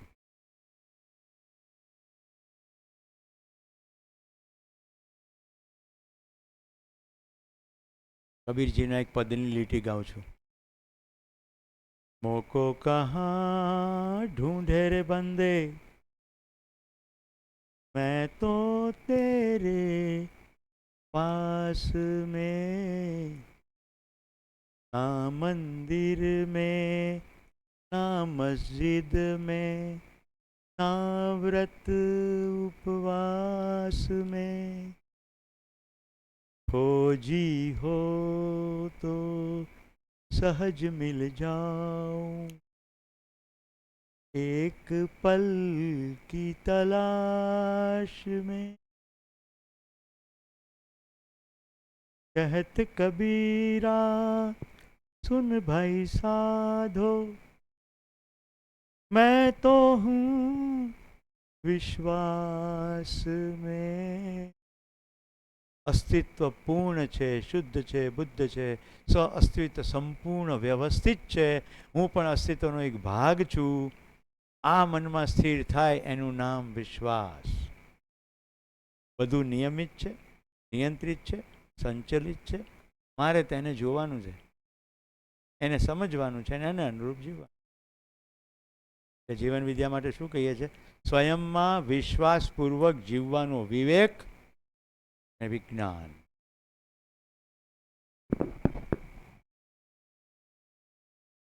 ઉર્જામાં હોવા માત્રથી આટલું ઐશ્વર્ય છે.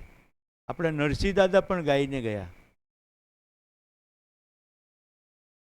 હે અખિલ બ્રહ્માંડમાં એક તું શ્રી હરિ, જૂજવે રૂપ અનંત ભાસે, દેહમાં દેવ તું, તેજમાં તત્વ તું, વૃક્ષ થઈ ફૂલી રહ્યો આકાશે.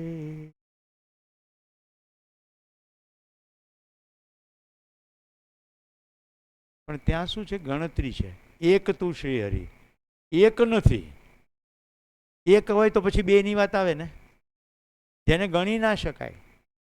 અસીમ છે એટલે અનંત ના કહ્યું મેં, અસીમ છે.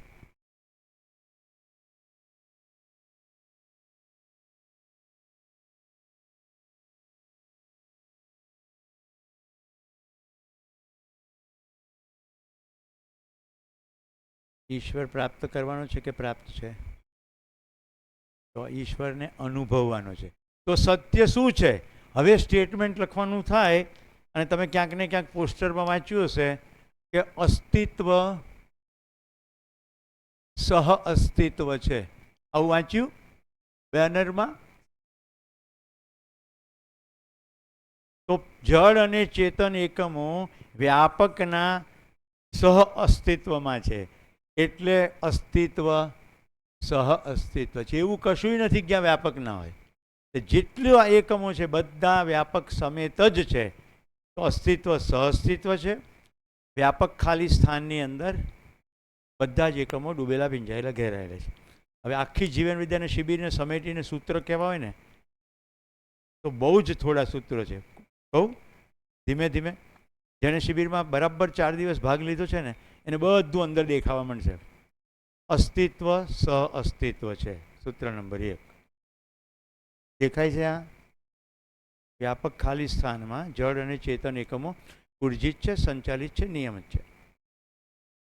અસ્તિત્વ સહઅસ્તિત્વ છે. વિકાસ ક્રમ છે,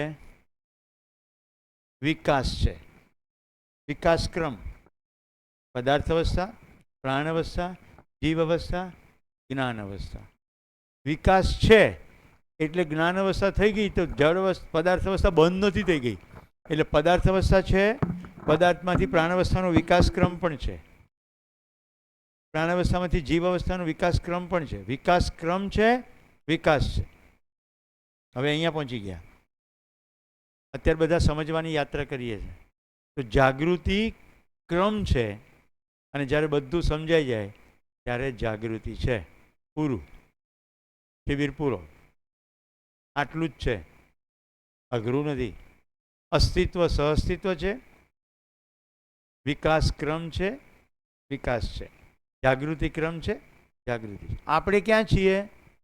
જાગૃતિ ક્રમની યાત્રામાં. હવે શું કરવાનું છે? બધું જ સમજવાનું છે. હવે આજના દિવસમાં શું સમજવું છે? આપણા બધાના સંબંધો છે તો સંબંધો સમજીશું, મૂલ્યો સમજીશું. કયા નિયમોથી અસ્તિત્વ ધબકી રહ્યું છે? બૌદ્ધિક નિયમ, સામાજિક નિયમ, પ્રાકૃતિક નિયમ. મારી સિવાય પણ બધું છે ને. તો માનવોની વચ્ચે કયો નિયમ છે? બૌદ્ધિક અને સામાજિક. આમ જુઓ તો માનવની અંદર બૌદ્ધિક, માનવોની વચ્ચે સામાજિક અને સમગ્ર પ્રકૃતિમાં પ્રાકૃતિક. આ 3 નિયમ. કેટલી મજા. અસ્તિત્વ સહઅસ્તિત્વ, વ્યાપક અને એકમો. એકમોની અંદર 4 અવસ્થાઓ: પદાર્થ અવસ્થા, પ્રાણ અવસ્થા, જીવ અવસ્થા, જ્ઞાન અવસ્થા. 3 જ ક્રિયાઓ: ભૌતિક ક્રિયા, રાસાયણિક ક્રિયા, જીવન ક્રિયા. 3 જ નિયમો: બૌદ્ધિક નિયમ, સામાજિક નિયમ, પ્રાકૃતિક નિયમ. બસ આટલું સમજી લઈએ અને એ પ્રમાણે જીવીએ તો નિરંતર સુખ. આમાં સમજણમાં ડખા હોય તોય દુઃખ. કહીએ કે સમજ્યા પણ ખાલી માહિતી જ મળી હોય, આચરણમાં ના મૂકીએ તો પણ દુઃખ. એટલે બધું આચરણમાં મૂકવું પડે. આ બધી કથાઓ કરીએ, હું તમારી સામે ચપડ ચપડ સરસ સરસ બોલું, એનાથી કંઈ સુખી ના થઈ જવાય. તમે નોટ લખી નાખો તોય સુખી ના થઈ જાઓ. આખી ટેપ સાંભળ્યા કરો તોય સુખી નહીં થાવ. સુખી થવાનો રસ્તો કયો છે? રાજમાર્ગ.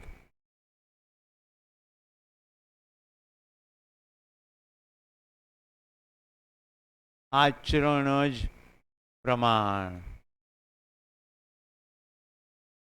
આચરણ જ પ્રમાણ. એટલે સમજવું બરાબર, જીવવું બરાબર, આચરવું. કેમ નથી ફરક પડતો? મોટા ભાગના શિબિરોમાંથી જીવન વિદ્યા સિવાયના કે જીવન વિદ્યા સમેતના. કારણ કે મોટે ભાગે ડેટા ટ્રાન્સફર થાય છે, માહિતીનું ટ્રાન્સફર થાય છે. ચોપડીમાંથી દિમાગમાં, દિમાગમાંથી મોઢામાં, મોઢામાંથી ફરી પાછા કોઈકના દિમાગમાં અને નોટમાં.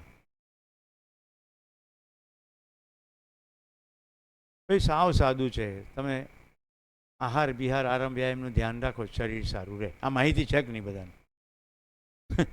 એ માહિતી પ્રમાણે ના વર્તીએ તો ના રહે. સિમ્પલ. રોજ ચરબી ચડાવો તો શરીર સ્થૂળ થઈ જશે. નિયમ પ્રમાણે જ છે ને.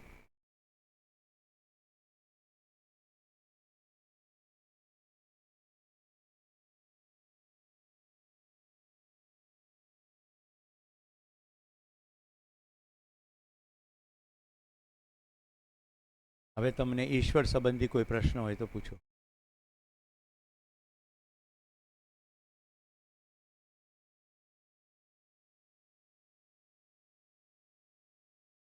કેટલાને ખુશી છે? ખાલી જો વાતથી આટલી ખુશી થતી હોય તો આ સત્યનો જ્યારે અનુભવ થાય, અત્યારે તો માહિતી છે ને, પ્રત્યેક ક્ષણે એ હોશ રહે, આ લીલા ચાલી રહી છે. રાઈટ? હવે માણસ વિચિત્ર રીતે વર્તશે તો શું કલ્પનામાં આવશે? એની જેવી સ્થિતિ છે તેવી એની ગતિ છે. મારી સ્થિતિ જો સુધરે, મતલબ કે મને વધારે સમજણ પડે, તો હવે એના પ્રત્યે કરુણા આવશે. હવે તમને બધા ઉદાહરણો યાદ આવશે. પેલા ક્રાઇસ્ટને લટકાવે છે તો શું કહે છે? હે ભગવાન, આ લોકોને ખબર નથી એ લોકો શું કરે છે, એને માફ કરજે. શું છે? વિશ્વાસ. રવિશંકર મહારાજ પંચમહાલના જંગલોમાં ગયા. કયા વિશ્વાસે ગયા હશે? કે માણસ સમજી શકે છે, સમજાવીશું તો સમજશે. અને બધા ડાકુઓ બહાર આવ્યા. જયપ્રકાશ નારાયણ ચંબલની ઘાટીમાં ગયા. વડોદરાની જેલમાં એક સુંદર પ્રયોગ થયેલો. એના જેલરનો માનવીય અભિગમ હતો. તો ડબલ મર્ડરનો કેદી હતો. બે બહેનોના પતિને માર્યા એણે. હવે એ જે અંદર કેદી હતો એનું તો ઠીક છે, સરકારે સજા કરી, પણ પેલી બે બહેનો તો બહુ પીડાતી હતી. એટલે જેલરે બે પક્ષે કામ કરવાનું શરૂ કર્યું. પોતાના ફ્રી સમયમાં એ બહેનોને સમજાવે કે તમારા પતિ તો પાછા નહીં આવે, પણ આ સતત ધિક્કારને કારણે તમે પોતે પરેશાન થઈ રહ્યા છો. આ ધિક્કારમાંથી મુક્ત થાઓ. ઘટના ઘટી ગઈ છે, સરકારે એને સજા કરી દીધી છે. આ બાજુ કેદીને સમજાવ્યું કે જો તારાથી કેવું થઈ ગયું, આ પરિવારો હેરાન થઈ રહ્યા છે, એને શું લાગે છે, શું કરવું જોઈએ? તો એક તબક્કે એવું થયું, પેલો સંપૂર્ણ પસ્તાવામાં પહોંચી ગયો. એણે બંને બહેનોની જવાબદારી લીધી અને એક દિવસે એ બંને બહેનો એ કેદીને રાખડી બાંધવા આવી. This was the height. અને આ ઘટનામાંથી ડૉક્ટર કિરણ બેદી પ્રેરાયા. તો જ્યારે કિરણ બેદીને જેલની ચાર્જ મળ્યો તો તિહાર જેલ ટ્રાન્સફોર્મ થઈ ગઈ. તિહાર જેલમાં વિપશ્યનાનો સૌથી મોટો શિબિર થયો. 1000થી વધુ કેદીઓ, ખતરનાક ક્રિમિનલ બેઠા. BBC, CNN જેવી ચેનલોને અંદર બોલાવવામાં આવી કે જો આમનામાં ટ્રાન્સફોર્મેશન આવી. કોઈ કેદી ભાગી ના ગયો. કિરણબેનને રેમન મેક્સેસે એવોર્ડ મળ્યો. દુનિયાનું ધ્યાન ખેંચાયું. જોકે એના બોસે તો એને મેમો જ આપ્યો. સરકારી તંત્રને તમારાથી આવું થાય જ કેમ? અમેરિકાના પ્રેસિડેન્ટે કિરણબેનને પોતાને ત્યાં બ્રેકફાસ્ટ માટે આમંત્રણ આપ્યું, પણ બોસે રજા પાડવા આપવાની ના પાડી. પછી થોડા વખત પછી 6 મહિના પછી બોસ બદલાઈ ગયા, એટલે અમેરિકાના પ્રેસિડેન્ટે ડિનર માટે આમંત્રણ આપ્યું. હવે કિરણબેન ડિનર માટે ગયા તો વ્હાઇટ હાઉસનો પ્રોટોકોલ એવો છે કે જો કોઈ મહેમાન ડિનર માટે આવે તો એ રાત્રિવાસ કરે, અને પ્રેસિડેન્ટ જો વ્હાઇટ હાઉસમાં આવે તો બીજે દિવસે બ્રેકફાસ્ટ પણ કરે. આટલો સમયકાળમાં જે ચર્ચા થઈ, કિરણબેનને અમેરિકાની જેલની સુધારણા સમિતિમાં એડવાઇઝર તરીકે વેતન ના લઈ શકે કારણ કે સરકારી કર્મચારી હતા. એ જેલની સુધારણાથી પ્રેરાઈને કિરણબેને 2 વર્ષ યુનાઇટેડ નેશનમાં કામ કર્યું અને 45 દેશોની પોલીસને સુધારી. કારણ કે એવી માન્યતા કે પોલીસ છે ને યુનિફોર્મમાં ગુંડા જેવું જ કામ કરે. જો એક નાનકડી ઘટના કેટલું કામ કરી જાય. કોઈ એકના જીવનમાં જે કંઈ આવ્યું એનાથી પ્રેરાઈને કેટલું કામ થયું. કિરણબેને જ્યારે વિપશ્યનાનો શિબિર યોજ્યો ને ત્યારે આચાર્ય ગોયંકાજી હતા. હવે જેલનો પ્રોટોકોલ એવો છે કે એમાં સિવિલિયન ના રહી શકે, રાઈટ? અને આચાર્યજી કહ્યું શિબિર તો નિવાસી, આચાર્ય તો શિબિર સ્થળે રહેવું પડે.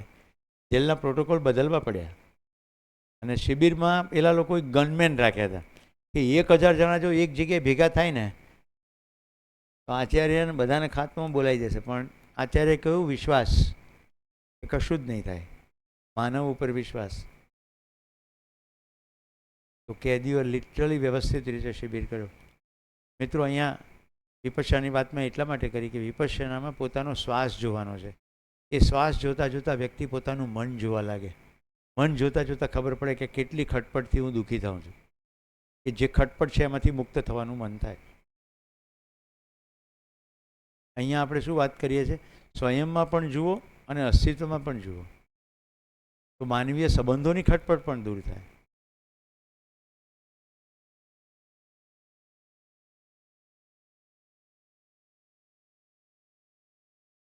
તો પ્રત્યેક સંબંધ પૂર્ણતાના અર્થમાં છે. આખી પ્રકૃતિ પૂર્ણતામાં ગર્ભિત છે, એટલે જ પૂર્ણતાની પ્યાસ છે. પ્રત્યેક સંબંધની અંદર આપણું કન્ટિન્યુઅસ ધ્યાન સામેવાળી વ્યક્તિને સરખી કરવામાં હોય છે. કેટલા મારી સાથે સહેમત છે? કેમ? કારણ કે આપણી અંદર પૂર્ણતાની પ્યાસ છે. સામેવાળાની અપૂર્ણતા આપણને સ્વીકાર્ય નથી અને ટેવ પડી ગઈ છે સતત બહાર જોવાની, એટલે આપણે બીજાની અપૂર્ણતા પોઈન્ટ આઉટ કર્યા જ કરીએ છીએ. આ શિબિરમાંથી મને એક પ્રશ્ન મળ્યો છે, જે મેં પહેલાં કહ્યો હતો કે મારા પત્ની સતત ને સતત, હું 10 સારું કરું પણ 10 સારું જોતા નથી, એક વસ્તુ જ જોવે છે. કારણ કે લગભગ બધાને ટેવ પડી છે બહાર જોવાની, એટલે બહાર પણ અપૂર્ણતા મંજૂર નથી, એક પણ સંબંધમાં અપૂર્ણતા મંજૂર નથી. પૂર્ણતામાં હોવાને કારણે પૂર્ણતાની પ્યાસ છે. કાર્યક્રમ કેટલો કરવાનો છે, સાથે સાથે અંદર પણ પોતાનામાં પણ જોવાનું છે. તો સૂત્ર કહું છું, પરગુણ ગણના વિકાસ है, અવગુણ ગણના રાસ है. તો બીજાનો ગુણ ગણવો એ જુઓ તો વિકાસ છે, કારણ કે એ ગુણ મારામાં લાવવાનો પ્રયત્ન હું કરીશ તો જ ગુણ દેખાશે ને. મારી કરતાં કશું વિશેષ હોય તો મને એમ જોરદાર હો, આપણે તો આ નથી કરી શકતા, તો શું થશે? હું પણ આ કરું. પરગુણ ગણના વિકાસ है, અવગુણ ગણના રાસ है. રાસ એટલે અવનતિ. ભાઈ, પૂર્ણતામાં ગર્ભિત છીએ એટલે પૂર્ણતાની પ્યાસ છે. શુદ્ધની અંદર હોવાથી શુદ્ધિની અપેક્ષા છે. પારદર્શિતા છે વ્યાપકમાં, એટલે સંબંધોમાં પારદર્શિતાની અપેક્ષા છે.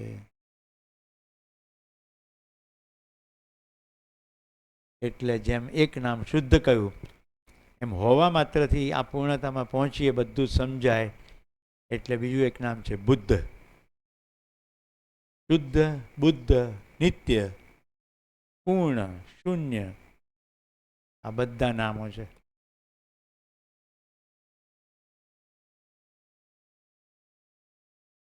મને જે સૌથી સ્પર્શી ગયેલું જીવન વિદ્યામાં એ આ વાક્ય હતું, ઈશ્વર નિરંતર પ્રાપ્ત છે, પ્રાપ્ય કરવાનો નથી, અનુભવવાનો.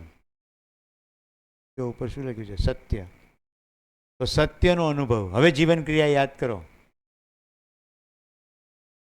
મૌલિકતાનો સાક્ષાત્કાર છે, વ્યવસ્થાનો બોધ છે અને સત્યનો અનુભવ છે. અત્યારે તમને સત્યની માહિતી મળી. હવે 3 સત્યો મેં કહ્યા હતા. વસ્તુગત સત્ય, અસ્તિત્વના પ્રત્યેક એકમની કોઈ રચના છે, કોઈ પુષ્ટિ છે, એના રૂપગુણ સ્વભાવ છે, એ એનું વસ્તુગત સત્ય છે. એ વસ્તુ જે જગ્યાએ સ્થિત છે એ એનું વસ્તુ સ્થિતિ સત્ય છે. પણ બધા જ જળ ચેતન એકમો વ્યાપકની અંદર સ્થિત છે, ઉર્જિત છે, એ સ્થિતિ સત્ય છે. તો શું સત્ય છે? સહ અસ્તિત્વ સત્ય છે. અસ્તિત્વ, સહઅસ્તિત્વ, આ સત્ય છે. આ સહ અસ્તિત્વનો નિરંતર અનુભવ થઈ જાય એટલે પૂર્ણતા છે. એને જાગૃતિ કહ્યું. અત્યારે માહિતી છે, નિરંતરતા નથી. એટલે શિબિરમાં બહુ મજા આવે, રાઈટ? મેં જોયું જ્યારે હું ઈશ્વરની વાત કરતો હતો ત્યારે પણ ઘણાની આંખો વરસી, હજી ભાવનાબેનની વરસી રહી છે. જ્યારે તમને આ અનુભૂતિ થાય ને, ત્યારે આપણી ઘણા સદીઓની પ્યાસ છે, રાઈટ? પૂર્ણતાની પ્યાસ. સડનલી માહિતી મળે છે તો નાચવાનું મન થઈ જાય છે, ખુશી થઈ જાય છે, હર્ષાશ્રુ આવે છે. આ ક્ષણિક છે હમણાં. આ નિરંતરતામાં થઈ જાય એટલે બલ્લે બલ્લે, એટલે સુખ. હવે જૂના સૂત્રો બધા યાદ કરો. અસ્તિત્વ નિરંતર ઉત્સવ છે, નિત્ય પ્રગટન છે, કશું નાશ પામતું નથી. ઝાડ ખતમ થઈ ગયું, કાપી નાખ્યું, પત્તા મળી ગયા, ડાળીઓ મળી ગઈ જમીનમાં, પોષક તત્વો બની ગયા, વળી પાછું. હા કે ના? એમ જ આ શરીર રહેશે નહીં. શરીર બધા પંચ મહાભૂતોમાં મળી જશે અને ફરી પાછું નવા શરીર થશે. કન્ટિન્યુઅસ શરીરો મળતા રહે, નવા શરીરો બનતા રહે. હવે આ શરીરો મરે જ નહીં તો નવા શરીરો કેવી રીતે બને? બધું જ ચક્રીયતા છે, આવર્તનશીલતા. આ પ્લાસ્ટિક પ્રોબ્લેમ કેમ છે? કારણ કે આવર્તનશીલતા નથી એમાં. છાણનો પોદળો પોષક તત્વ થઈ જાય છે, માટીમાં મળી જાય છે, જમીન ઉર્વરક બનતી જાય છે, એમાં ચક્રીયતા છે.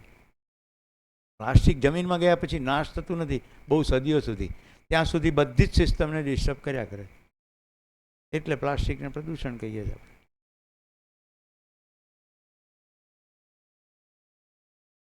તો શરીરો રહેશે નહીં. આ શરીર યાત્રામાં કેટલાને જાગૃત થવું છે? નિરંતર સુખમાં જવું છે. તો અધ્યયન અધ્યયન અધ્યયન, સમજણ સમજણ સમજણ. આ જીવન વિદ્યા પરિચય શિબિર છે. આખા પરિચય કરવામાં આવ્યો. હવે અધ્યયન શાનું છે? તો ચલો માનવ વચ્ચેના વ્યવહારનું અધ્યયન કરીએ. તો એનું નામ માનવ વ્યવહાર દર્શન. એનો આજે થોડો ટેસ્ટ કરાવીશ તમને. હું તમને 7 સંબંધો બતાવીશ માનવ વચ્ચેના, 9+9 18 મૂલ્યો પણ બતાવીશ. એક માનવના બીજા માનવ વચ્ચે શિષ્ટ મૂલ્યો કેવા, સ્થિતિ મૂલ્યો કેવા. તો માનવ વ્યવહારનો ટચ થશે. તો કે મને પ્રશ્ન પૂછ્યો છે કર્મફળનો સિદ્ધાંત. તો ભાઈ કર્મ દર્શન, કેવી રીતે કર્મ કરીએ છીએ, કેવી રીતે ફળ મળે છે, કર્મ દર્શનનો અભ્યાસ. અનુભવ દર્શન, સંપૂર્ણ સત્યનો અનુભવ થાય પછી કેવી રીતે જિંદગી બને, તો અનુભવ દર્શન. હવે દર્શન તો થઈ ગયા 3. જિંદગીમાં કેવી રીતે લાવવું, સમાજમાં કેવી રીતે લાવવું. આવર્તનશીલ અર્થશાસ્ત્ર, વ્યવહારવાદી સમાજશાસ્ત્ર, સંચેતનાવાદી મનોવિજ્ઞાન. એટલે જૂની માન્યતા અંતર્ગત જે બધું બનાવ્યું છે ને, જેના કારણે બધી ખટપટો ઊભી કરી છે. અત્યારનું અર્થશાસ્ત્ર આવર્તનશીલ છે નહીં. ખૂબ ઉત્પાદન કરો એટલે ખૂબ પ્રદૂષણ થાય. આવર્તન છે નથી. આપણું અર્થશાસ્ત્ર આવર્તનશીલ નથી. આપણું વ્યવહારિક શાસ્ત્ર કેવું છે? એટલે સમાજશાસ્ત્ર કેવું છે? Survival of the fittest, competition. આ આપણું વ્યવહાર છે. તો આપણું અર્થશાસ્ત્ર અને સમાજશાસ્ત્ર એવું છે કે સમાજની અત્યારે એવી સ્થિતિ છે કે 2 જણા 2 પૈસાવાળા થાય અને 22 જણા શોષિત થાય.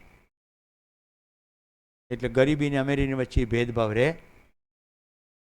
અસ્તિત્વમાં બધાને માટે પૂરતું ઉપલબ્ધ છે, પણ આપણી માનસિકતા વૃત્તિમાં શું કહ્યું હતું?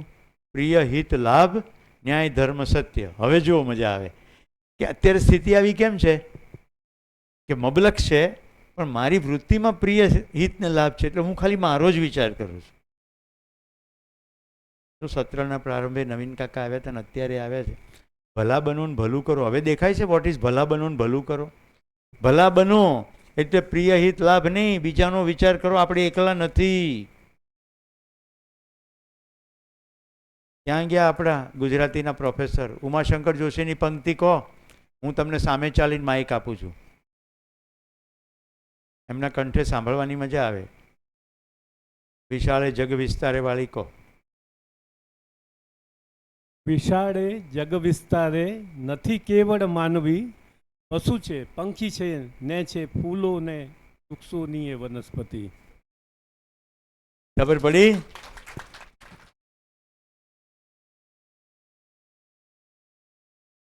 ઉપરવાળી બેંક બેઠી છે આપણી માલા માલ, આજનું ખાણું આજ આપે ને કાલની વાતો કાલ. સોનાની તો સાંકડી ગલી, હેતુ ગણતું હેત, દોઢિયા ખાતર દોડતા એમાં જીવતા જોને પ્રેત. માણસ ભાળી, હવે માણસ સમજાશે. માણસ ભાળી અમથું આપણું ફોરેવાલ. કેમ? માણસ છે ને અત્યારે પ્રિય હિત લાભમાં ફસાયેલો છે, પણ તાકાત તો છે એની ન્યાય ધર્મ સત્ય જવાની. માણસ સમજી શકશે મારી જેવો જ છે, એને સુખી થવું છે, પણ ભ્રમિક માન્યતા અંતર્ગત આવા ડખા કરે છે. કેમ કરીને હું સમજાવું? માણસ ભાળી અમથું અમથું આપણું ફોરે વાલ, નોટને સિક્કા નાખ નદીમાં ધૂળીએ મારક ચાલ.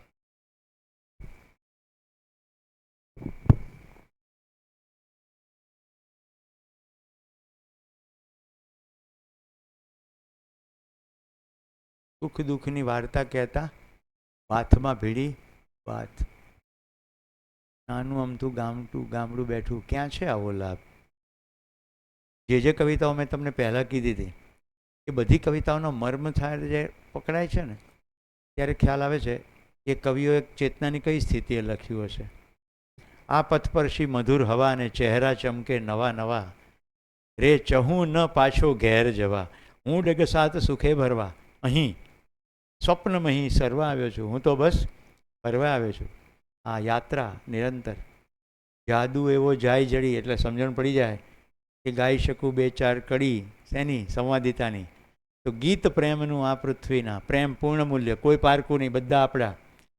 ગીત પ્રેમનું આ પૃથ્વીના કર્ણપટે ધરવા આવ્યો છું, હું તો બસ ફરવા આવ્યો છું. પ્રશ્નો?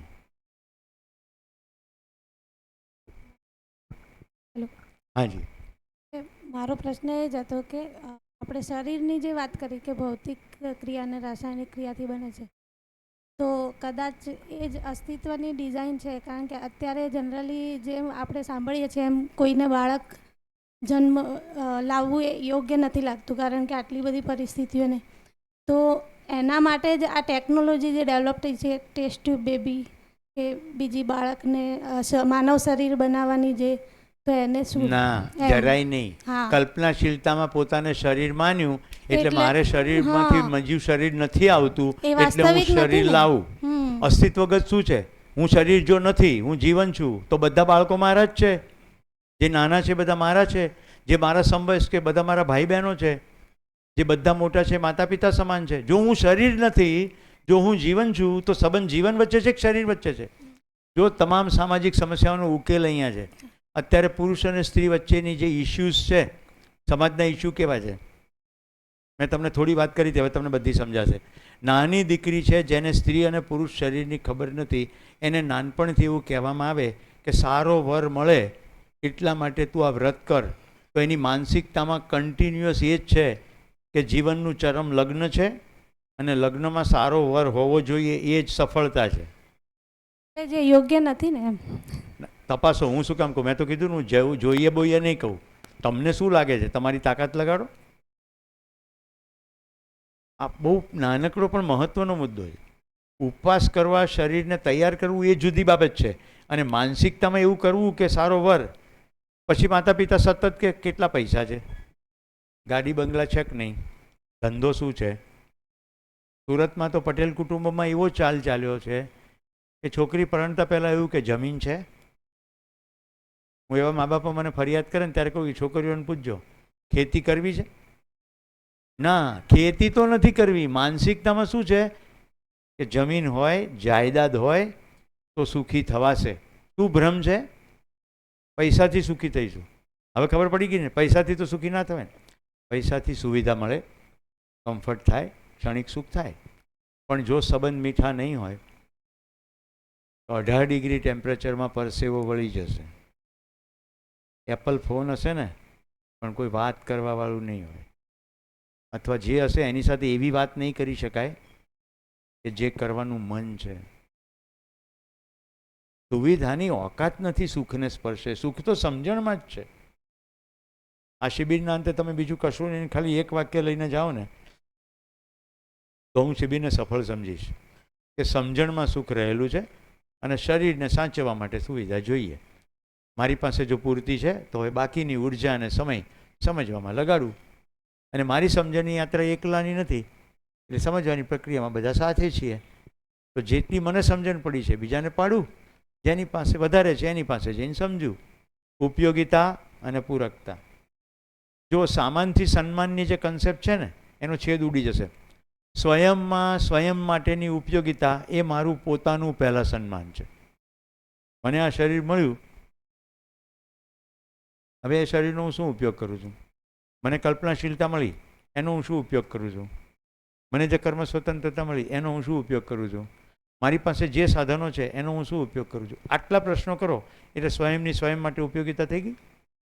પછી સ્વયંની પરિવાર માટે ઉપયોગિતા, કે પરિવારમાં હું શું કઈ રીતે ઉપયોગી છું. તો પહેલું સ્વયંનું સ્વયંમાં સન્માન, પછી પરિવારમાં સન્માન. હવે મારી સમાજમાં શું ઉપયોગિતા છે, તો સમાજમાં સન્માન. આપણી સામાનથી સન્માન છે. મોટો બંગલો એટલે સન્માન, ભ્રમ. મોટી કાર એટલે સન્માન, ભ્રમ. છાપામાં ફોટો આવે એટલે સન્માન, ભ્રમ. 2 મિનિટ લોકો તાળીઓ પાડે, પણ જેને થાય પાડે છે એને પૂછો, એને ખબર પડે અંદરથી જે આવે ને સન્માનનો ફૂલફિલમેન્ટ આવતું નથી, કારણ કે છે નહીં ને.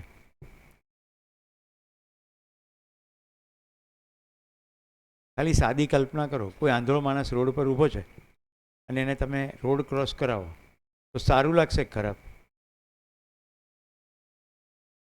કેમ? ઉપયોગી થયા.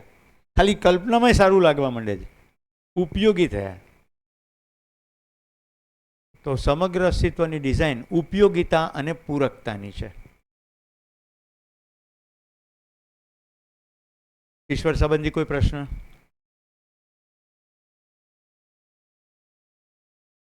તો હવે ધર્મ શું અને સંપ્રદાય શું?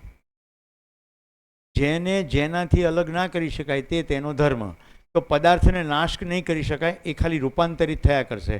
તો પદાર્થ અવસ્થાનો ધર્મ અસ્થિ એટલે છે ને છે, એને દૂર કરી શકાશે નહીં.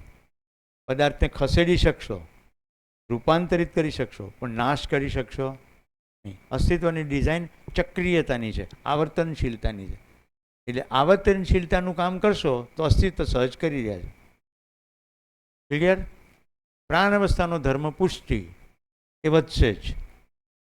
અનુકૂળ વાતાવરણ મળ્યા જ કરશે, વધશે, એની ચક્રિયતા ચાલ્યા જ કરશે. જીવ અવસ્થાનો ધર્મ જીવવાની આશા. તો કોઈ પણ પ્રાણીને કોઈ પણ રીતે મચડવાની જરૂર છે? બધા ઉપયોગિતા પૂરકતાપૂર્વક સજેલા છે, એને જીવવાની આશા અકબંધ રહે. અને માનવનો ધર્મ સુખપૂર્વક જીવવાની આશા.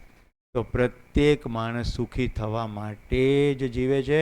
એનો ઇન્ટેન્શન પણ સુખી થવાનો છે, મારો ઇન્ટેન્શન પણ સુખી થવાનો છે. પણ એના ઇન્ટેન્શનના પાયામાં કેટલીક ભ્રમિક માન્યતાઓ છે, એટલે મારે એને જામતું નથી. તો કેમ કરીને એનો ભ્રમ દૂર થાય એવો પ્રયત્ન કરું? એના માટે હું પહેલાં મારો ભ્રમ દૂર કરું. એટલે સમજવાનું. તો મારી આ થઈ ગઈ ઉપયોગિતા, સ્વયં માટે, બીજા માટે. હવે આવર્તનશીલતા નથી અને જે ડખા થયા છે એ આપણે જ ભેગા થઈને કર્યા છે ને. તો કેમ કરીને પુનઃસ્થાપિત થાય, સંતુલન ફરી પાછું સ્થપાય? પર્યાવરણ કરીએ છીએ, પણ જો સમજણમાં એવું આવે કે આ મારી જવાબદારી છે. નહીં તો પર્યાવરણના નામે કોન્ફરન્સીસ થાય. ક્યાં? હમણાં છેલ્લા સમાચાર બહુ દુઃખદ છે. કોઈ આફ્રિકાના જંગલમાં ક્લાઇમેટની કોન્ફરન્સ થવાની છે, એના માટે સેંકડો ઝાડ કાપી નાખવામાં આવે છે. ત્યાં એના માટે વિશેષ ભવનો બની રહ્યા છે અને વાત કરવાના છે ક્લાઇમેટ ચેન્જની. કેટલો મોટો ભ્રમ છે. ત્યારે આપણને આદરણીય નાગરાજજી પ્રત્યે કૃતજ્ઞતા થાય કે રાષ્ટ્રપતિ ભારતના જ્યારે એમ કહે છે કે મારે સમજવા માટે અમરકંટક આવવું છે, ત્યારે કહે છે ના, તમે આવશો તો સેંકડો ઝાડ કપાઈ જશે. તમારે સમજવું છે ને, હું આવીશ સમજાવ. પેલા દલીલ કરે છે કે તમે ગુરુ છો તો મારે વિદ્યાર્થી તરીકે આવવું જોઈએ. તો કે ના, સમગ્ર માનવજાતનું કલ્યાણ એમાં નથી, મારો આવવું જોઈએ. તો જ્યારે સમજણ પડે છે ત્યારે પછી સમજણમાંથી જ આચરણ થાય. બોલો અંજલિબેન, હવે કંઈ કહો, પ્રશ્ન હોય. આપણે સંબંધ અને મૂલ્યમાં પ્રવેશતા પહેલાં આ ચેપ્ટરને ડિટેલમાં એટલે લઈ રહ્યો છું કે બધું જ ઉર્જિત છે, બધા માનવો છે અને હું જીવન છું એવી ખબર પડે તો ભાઈઓ બહેનો પ્રત્યેનો વ્યવહાર કેવો થાય? અત્યારે શરીર તરીકે જોવાને કારણે શું થાય છે? સ્ત્રીને ઉપભોગનું સાધન માનવામાં આવે, એટલે સ્ત્રી પ્રત્યે માનવ જેવો વ્યવહાર જ ના થાય. આપણા શાસ્ત્રો, ચોપડા, રીતિ રિવાજો જોશો, એને નિમ્ન ગણીએ, સેકન્ડ સિટીઝન કહીએ, બધી તકો ના પડવી પડે. શોષણ થાય નાનપણથી જ. તો એની અંદર જે કલ્પનાશીલતા છે જેનાથી સમાજ સરસ બની શકે એનો ઉપયોગ જ નથી થઈ રહ્યો. પુરુષોની કલ્પનાશીલતાની અંદર ભ્રમ હોય તો પછી ભ્રમ, કારણ કે પુરુષ પ્રધાન માનસિકતા, સામાજિકતા, તો એ પ્રમાણે સમાજ ચાલે. ઠીક છે. ધન્યવાદ.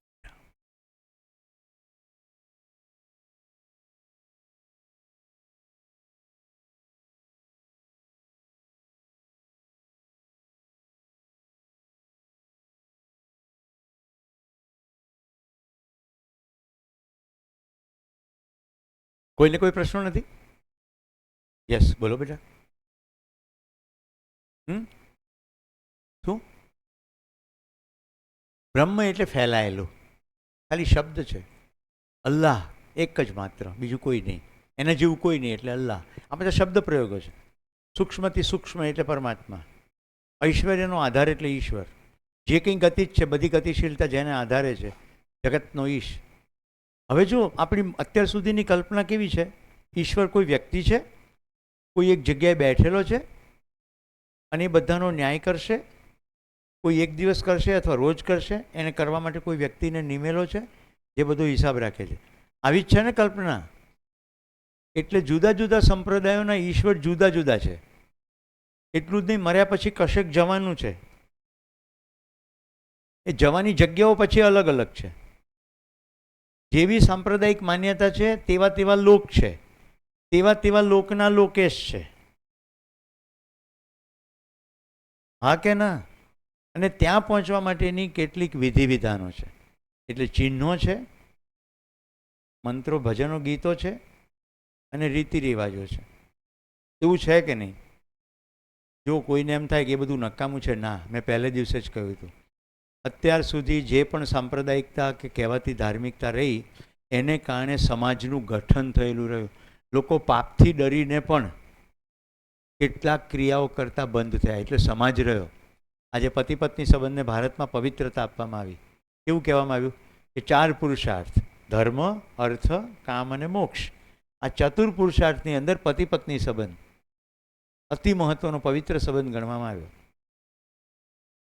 મોડેલ જુઓ, અત્યારે મોડેલની શું હાલત છે, કારણ કે એના બેઝની અંદર કોઈ એક માન્યતા પડી છે. હવે પતિ અને પત્ની બંને એક સ્વતંત્ર જગ્યાએ ઉછર્યા છે, બેઉની માન્યતા અલગ અલગ છે, અને પ્રિયહિત અને લાભમાં વૈવિધ્ય રહેવાનું રહેવાનું ને રહેવાનું. કોઈ પણ બે વ્યક્તિના એક સરખા વિચાર ત્યારે જ થશે જ્યારે વૃત્તિમાં પ્રિયહિત લાભને બદલે ન્યાય, ધર્મ અને સત્ય આવશે. તો બે વ્યક્તિઓ કદી એક પાટે ચાલે જ નહીં, એટલે કન્ફ્લિક્ટ રહે જ. તો જ્યારે માન્યતાની જગ્યાએ વાસ્તવિકતા મૂકવામાં આવે તો બે જણા એક થઈ શકે. રાઈટ? દાખલા તરીકે આ ગરમી બહુ પડે છે કારણ કે વૃક્ષો કપાઈ ગયા, આમાં પતિ વચ્ચે શું ઝઘડો થાય? સીધું દેખાય, એટલે તડકામાં 5 મિનિટ જઈને ઊભા રહો, અમે લીમડા નીચે 5 મિનિટ ઊભા રહો, એટલે ફરક પડે ખબર? એમાં તો કંઈ ડિફરન્સ કરી શકાય નહીં. તો વાસ્તવિકતાઓ જેટલી છે એ બંનેની અંદર સ્થિર થાય. હું સાગર અને જીનલને અભિનંદન કેમ આપું છું? જો એટલું સરસ સમજણના બિંદુ બંને સાથે રહીને ચલાવી રહ્યા છે અત્યારે, નિરાલી, નિલેશ. તો બંને એક જગ્યાએ સહમત થાય, હા આ જોરદાર વસ્તુ છે. હવે ખબર પડી ગઈ કે સમજણમાં સુખ છે, તો બંને પતિ પત્ની શું કરશે? એ સાથે મળીને સમજવાનો પ્રયત્ન કરશે, એકબીજાને મદદરૂપ થશે, જ્યાં સમજણના કાર્યક્રમો થતા હશે ત્યાં પહોંચશે. હવે ખબર પડી ગઈ કે મજા તો આમાં આવે છે. મેં ટેલિવિઝનનો વિરોધ કર્યો નથી. પછી તમને સમીક્ષા થઈ જશે કે ટેલિવિઝનમાં જોવું શું, અને પછી એક તબક્કે એવું પહોંચાશે, ખબર પડશે કે જે જાણવાનું સુખ છે ને એની સામે સંસારના તમામ ઇન્દ્રિયજન્ય સુખ ગૌણ લાગશે. હું આ સ્થિતિએ પહોંચ્યા પછી બોલું છું, હવામાંથી નથી બોલતો. બધું કર્યું એટલે ખબર પડી ગઈ, અડધી દુનિયાએ રખડ્યા, ભોગવાદી સભ્યતાઓએ જોઈ, બધું ખબર પડી ગઈ કે શું છે, એની ઓકાત કેટલી. પહેલાં સાહેબ ટ્રેકિંગમાં જતા હતા ને હવે ટ્રેકિંગમાં જઈએ છીએ. રાધર મને SPNF સુભાષ પાલેકર નેચરલ ફાર્મિંગવાળી સમિતિ કે તમે વોકિંગ શિબિર ચલાવી શકો? અમારે તો તમારી સાથે ટ્રેકિંગ કરવું છે ને ટ્રેકિંગમાં શિબિર કરવો છે. મેં કીધું થાય, હાલો. રતનમાલના જંગલમાં 2 દિવસ અમે કાર્યક્રમ કર્યો. પ્રકૃતિની વ્યવસ્થા તો દેખાડી જ શકાય ને. કરોળિયાનું ઝાડું બતાવી શકાય, વૃક્ષોનું વૈવિધ્ય બતાવી શકાય, પરસ્પરતા બતાવી શકાય. તો પ્રકૃતિમાં આટલું બધું વૈવિધ્ય છે. ઘણા જીવન વિદ્યામાંથી પસાર થાય પછી કે આપણે જે ધંધા ધાપા કરીએ છીએ ને બધા બહુ પ્રદૂષિત છે, હવે તો ખેતી કરવી છે. મહેરબાની કરીને એવો કોઈ નિર્ણય લેશો નહીં. મેં અહીંયાથી એવું કશું કીધું નથી. સદીઓથી ખેતી જ કરતા આવ્યા હતા. જો સમજણ પડી હોત તો આટલો બધો કચરો ઊભો કર્યો હોત. ખેતી કરવાથી સમજણ ના પડે, સમજણ પડવાથી ખેતી કરાય. સમજણ વગર ખેતી ખાલી ખેતી જ છે. આચાર્ય દેવવ્રતની હાજરીમાં 5000 ખેડૂતોનું સંમેલન થયું હતું. તો હું ત્યાગીજી હિન્દીમાં બોલ્યા ને પછી હું ગુજરાતીમાં બોલ્યો. મેં કીધું બહુ મારી પાસે થોડો સમય છે, હું કહી દઉં કેટલું અનાજ ઉત્પન્ન કરીએ તો 2 ભાઈઓ વચ્ચે જમીનના ઝઘડા ના થાય. સભા શાંત. ઓર્ગેનિક ખેતી કરીએ તો 2 ભાઈઓ વચ્ચે જમીનના બંટવારા ના થાય. શાંત. ખેતી કરવાથી થોડી ખબર પડે, સમજવાથી ખબર પડે. સમજવાથી જ સમજાય, ખેતી કરવાથી ના સમજાય. તો હમણાં કશું છોડવાનું નથી. જે કરો છો એ કરતા રહો. ખાલી વિચારવા માંડો. એક દિવસ એવો આવશે સાર્થક જ થશે, નિરર્થક છૂટી જશે. સાર્થક જ રહેશે, નિરર્થક છૂટી જ જશે. તમારી તાકાત છે. પણ પૂરું સમજાય તો સાર્થક સમજાય ને. Raju, I invite at this moment, please come forward. આવો અને તમારી જિંદગી શેર કરો કે જીવન વિદ્યામાં સાર્થક કેવી રીતે રહે છે, નિરર્થક કેવી રીતે છૂટી જાય છે. હું ગિરીશભાઈ અને સતીશભાઈને પણ આમંત્રણ આપું છું, કારણ કે આ રાઈટ જગ્યા છે, રાઈટ સમય છે કે સમજણના બિંદુમાં પહોંચ્યા પછી કેવી રીતે સાર્થક રહે છે, નિરર્થક છૂટે છે. ધન્યવાદ. તમારી પાસે 20 મિનિટ જેટલો ત્રણેય ભાઈઓ માટે સમય છે. 1 વાગે બ્રેક કરીએ તે પહેલાં. કદાચ એકના શેરિંગમાં 20 મિનિટ થઈ જાય તોય વાંધો નથી.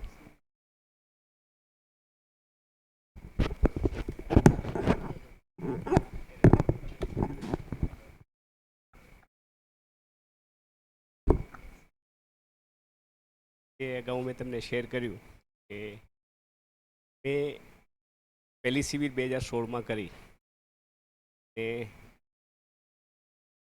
પહેલી શિબિરમાં એટલી બધી ખબર નથી પડી, પણ બીજી શિબિરમાં તરત મારું ધ્યાન જતું રહ્યું. અને ધ્યાન એ ગયું કે હજુ માનવ બનવાનું શેષ છે. અને માનવ બનવાના ઉપર ધ્યાન ગયું તો ધીરે ધીરે ખબર પડી કે હું જે પણ કરી રહ્યો છું એ ખરેખર માનવ બનવા ઉપર મારું કાર્ય ને વ્યવહારમાં છે. તો ત્યાંથી પૈસા કમાવા ઉપરથી ધ્યાન હટી ગયું. પહેલાં એવું હતું કે પૈસો જ સર્વસ્વ છે, પૈસો કમાઈને સુખી થવાશે. તો ત્યાં જીવન વિદ્યામાં એકદમ ખબર પડી ગઈ કે પૈસાથી સુખ નહીં આવે, સમજવાથી જ સુખ આવશે. તો સમજવાની ગતિમાં જેમ મેં તમને આગળ શેર કર્યું કે સાચી સમજણ ન હોવાથી ખોટી આદતો પડી. અને જીવન વિદ્યામાં ખબર પડી ગઈ કે એનાથી પણ સુખી નહીં થવાય. અને ત્યાં પૂર્ણતાના અર્થમાં એકદમ સટીક ધ્યાન ગયું આચરણ. તો આચરણ કરવા માટે શું કરવું જોઈએ? તો મારી બધી જ ખરાબ વાતો આમ છૂટી ગઈ. અને પૈસા કમાવું કંઈ ખોટું છે નહીં, પણ પૈસાનો ઉપયોગ, સદુપયોગ કેવી રીતના કરો એ ખૂબ મહત્વનું છે.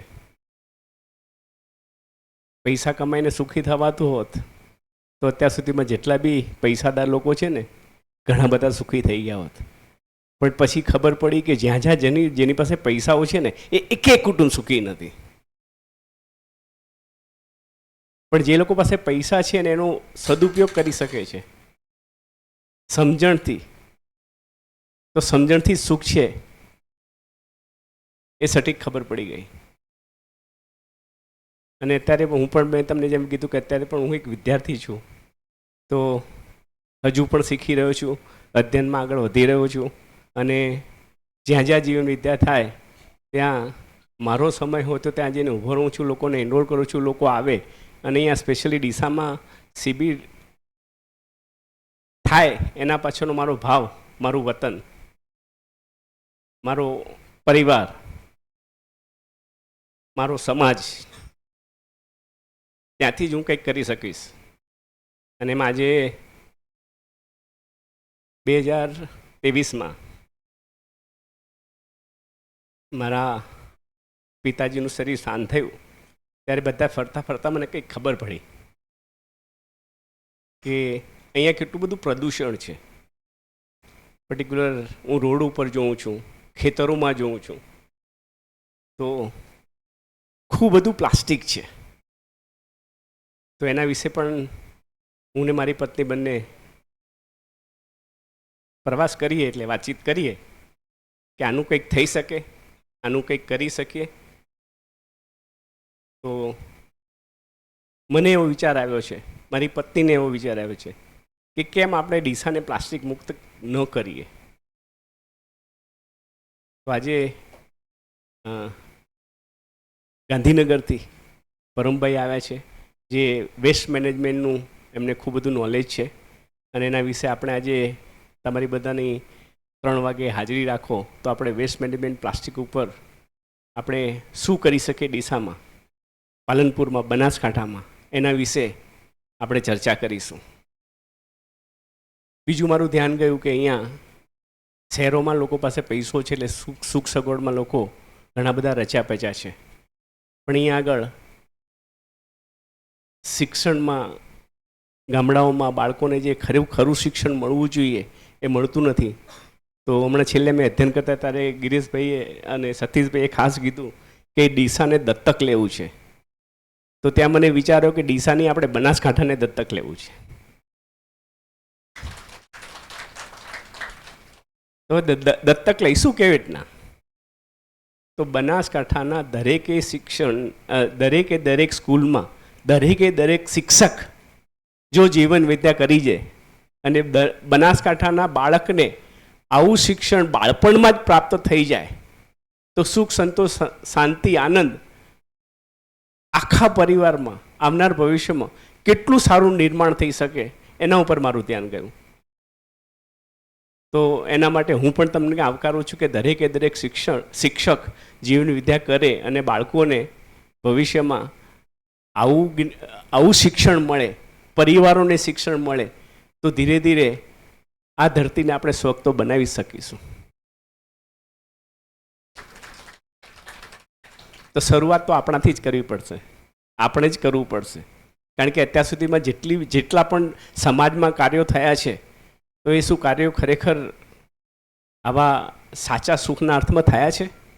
અત્યારે હું જોઉં છું ગામડામાં રમેલ થાય છે, અંધશ્રદ્ધા છે, અંધવિશ્વાસ છે. તો એવી પરંપરા બની તો આપણે કેમ આપણે બધા મળીને નિરંતર સુખની પરંપરા બને એવું કેમ આપણે ન કરીએ? કરી શકાય કે ન કરી શકાય? થઈ શકે કે ન થઈ શકે? તો એક થોડો પ્રયાસ આપણે આ ભૂમિને સ્વર્ગ બનાવીએ અને આપણે બધા માનવ સુખી થઈએ એ તો કરી જ શકીએ. તો એના માટે આપણે કરીશું શું?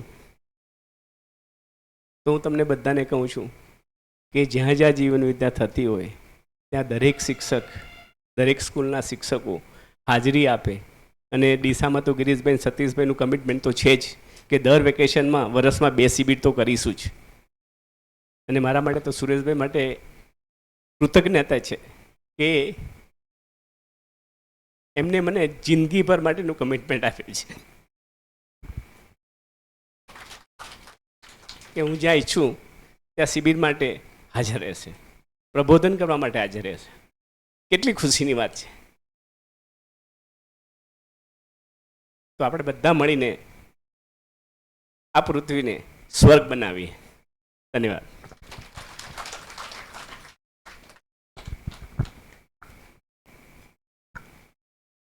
બધાને વંદન. તો યાત્રા તો અદ્ભુત રહી. આજે જ મારો ભત્રીજો છે ને જવાનો છે એ જગ્યાએ નગર વિનુ કાકા સાથે. એટલે મેં કીધું બેટા ત્યાંથી મારી શરૂઆત થઈ હતી જીવન વિદ્યાની. એક નાની ઓડીમાં 1 કલાકની નાની ચર્ચા, અને ચર્ચા ધીમે ધીમે જેવી રીતે બીજમાંથી મોટું વૃક્ષ બને ને આવી એક આખી યાત્રા છે. તો સમજની યાત્રા પણ કંઈક એક પ્રકારની જ છે કે એક નાના બીજમાંથી મોટું વટવૃક્ષ બની જાય એમ.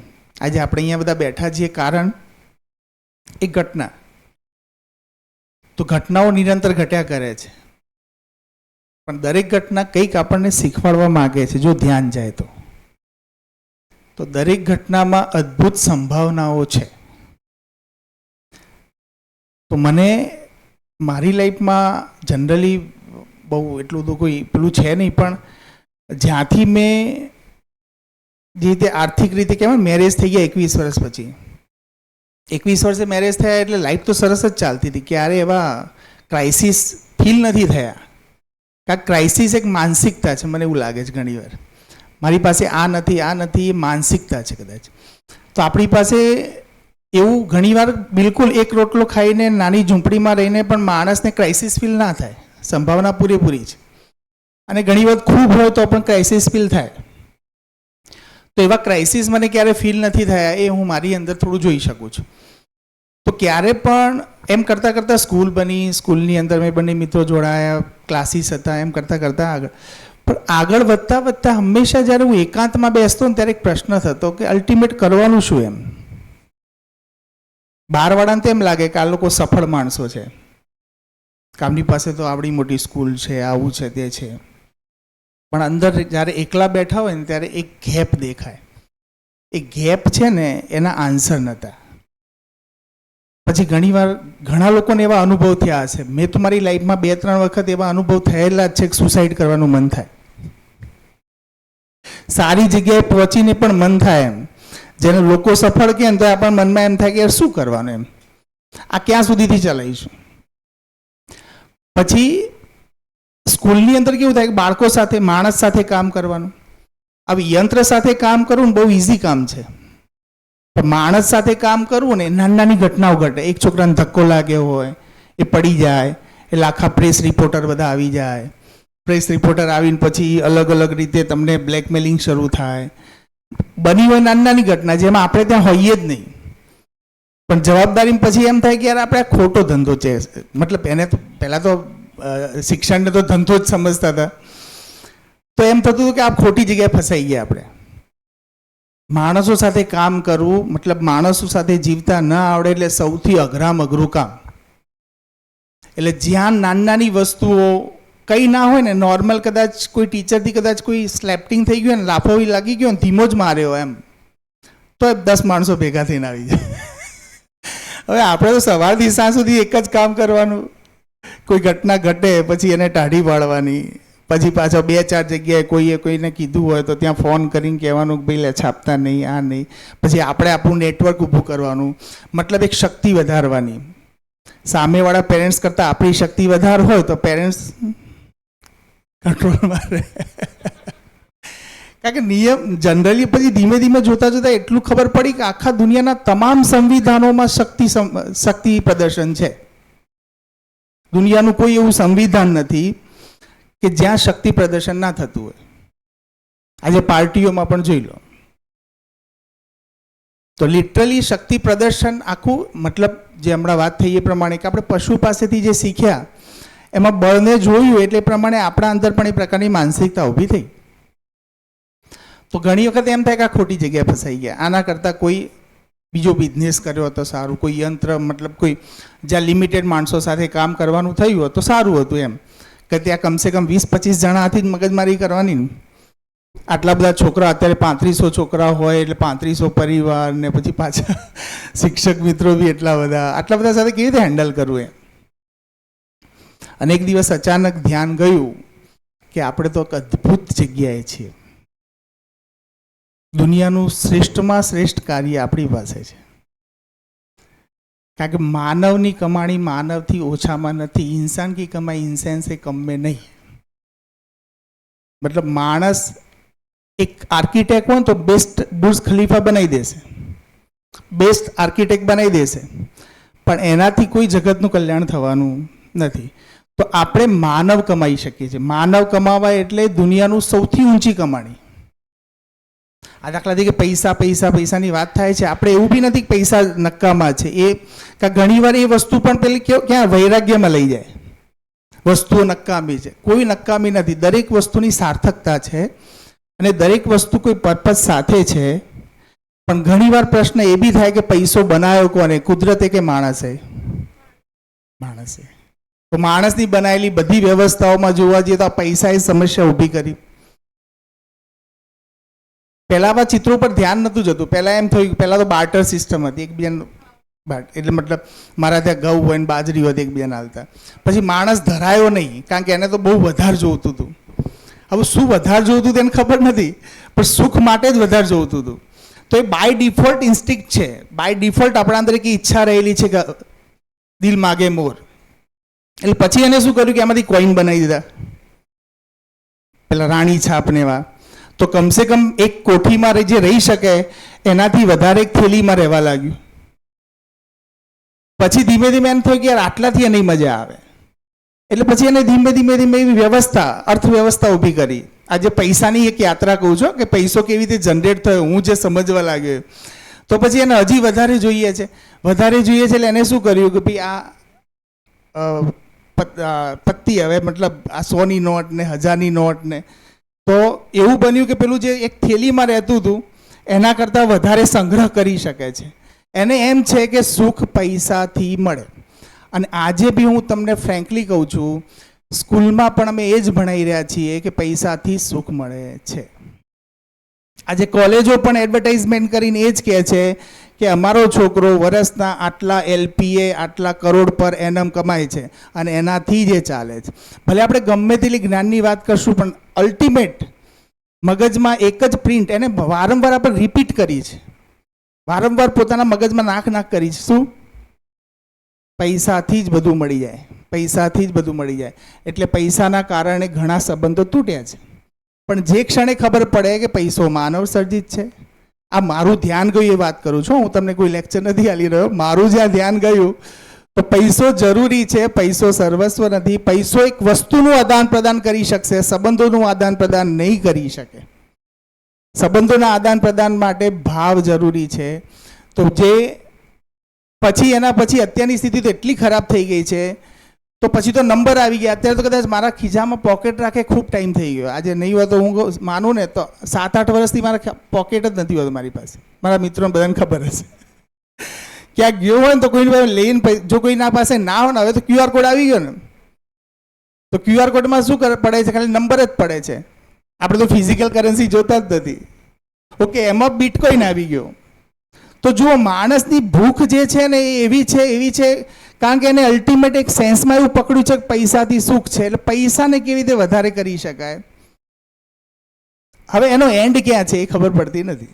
ઓકે, પૈસાનો ટોટલ લોડ ક્યાં આવે છે? મારી પાસે વધારે પૈસા આવી જાય તો હું એક જોડી કપડાં પહેરતો હતો, એવા કેવા કેટલા પહેરું? 3, 4, 5. તો એ 3, 4, 5 કપડાં લાવીએ, અથવા એક ગાડી છે ને મારી પાસે વધારે પૈસા આવી જાય, શું કરું? બીજી 2 ગાડી વધારે લાવું. મારી પાસે એક ઘર છે ને પૈસા આવી જાય, શું થાય? બીજા 2 ઘર વધારે લઉં. તો રિયલમાં એનો લોડ કોના ઉપર જાય છે?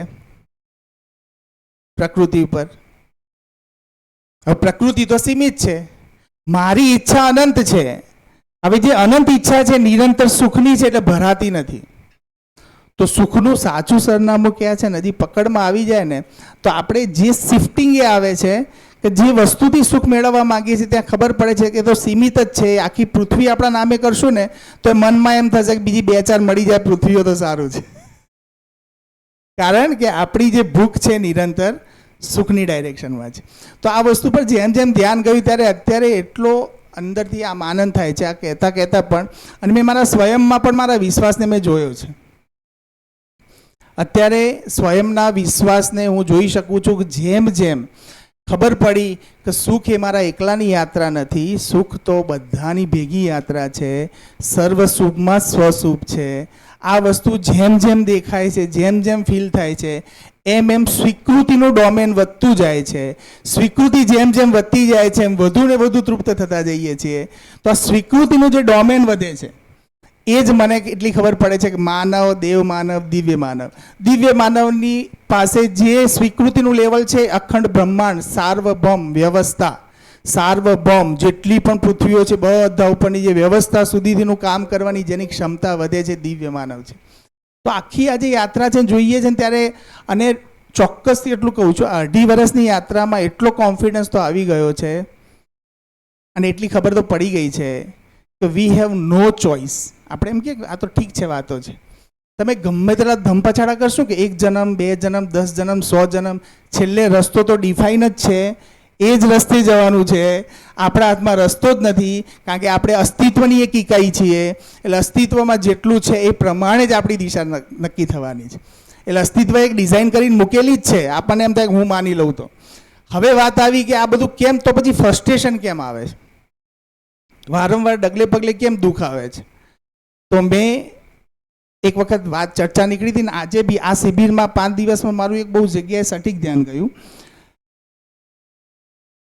તો ખાસ મહત્વની વસ્તુ એ છે કે મારો જેટલો પણ ભાર છે ને એ માન્યતાઓનો ભાર છે. જે માન્યતાઓ મારા સમજમાં નથી આવી ને એ બધી માન્યતાઓ મારા ઉપર ભારરૂપ છે.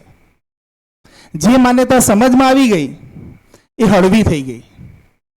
તો ઘણીવાર આપણે કોઈ જગ્યાએ બેઠા હોય ને પણ એટલો બધો ભાર મહેસૂસ કરતા હોય, જે રીતે સંબંધોને લઈને, વિશ્વાસને લઈને, આજુબાજુના સમાજને લઈને ઘણો બધો ભાર મહેસૂસ કરીએ છીએ. એનું કારણ કે માનેલી એક માન્યતા, અને માન્યતાને આપણે જસ્ટિફાઈ કરવા માટે એના ઉપર બીજી માન્યતાઓનો પડ ચડાવી જઈએ છીએ. એક માન્યતા ઉપર બીજી માન્યતા, ત્રીજી માન્યતા, ચોથી માન્યતા, પછી એટલો બધો ભાર વધી જાય છે માન્યતાનો કે પછી એને માણસ સહન નથી કરી શકતો અને એક અલ્ટિમેટ લેવલે પહોંચે છે, પછી ત્યારે સુસાઇડ પણ કરે. તો માન્યતા એટલે માને હુએ કો જાન લો, જાને હુએ કો માન લો. તો આ અદ્ભુત યાત્રા છે, જાણવાની યાત્રા છે, જેમાં જેમ જેમ હું જોઉં છું 2.5 વર્ષમાં મારી જાતને હું હળવો ને હળવો મહેસૂસ કરતો જાઉં છું. જેમ જેમ સમય જાય છે એમ એમ પોતાની અંદર એક હળવાશ ફીલ થાય છે. પોતાની અંદર એમ થાય છે કે બધા આપણા જ છે. ક્યાંય કોઈ પણ ક્રિટિકલ કન્ડિશન આવે તો પણ એમ જ થાય છે કે ઠીક છે, આનું સોલ્યુશન તો થઈ જ જશે. એટલે અદ્ભુત છે. મને તો હંમેશા ખૂબ આનંદ આવી રહ્યો છે અને આનંદની અભિવ્યક્તિ હંમેશા થતી જ રહેશે. કોઈ ગમે તેટલું ના પાડે ને જીવન વિદ્યામાં તો હું એના ત્યાં 100 વાર તો જઈશ જ. ધન્યવાદ. જય શ્રી કૃષ્ણ. નમસ્તે. લાખો હજારો વર્ષ ભટકતા ભટકતા આ જીવન તમને નમસ્તે કહે છે. તમે પણ એ જ યાત્રામાં આપણે બધા ભેગા થયા છે. પ્રથમ કૃતજ્ઞતા મારા માતા પિતાને આપું છું, આ જીવનને આ શરીર આપ્યું છે. બીજા મારા જીવનસાથી મારી સાથે છે એના પણ માતા પિતાને કૃતજ્ઞતા વ્યક્ત કરું છું કે આવું સરસ વ્યક્તિત્વ મને સાથીદાર સ્વરૂપે આપ્યું છે. કારણ કે સાથે રહેવાનું છે એટલે.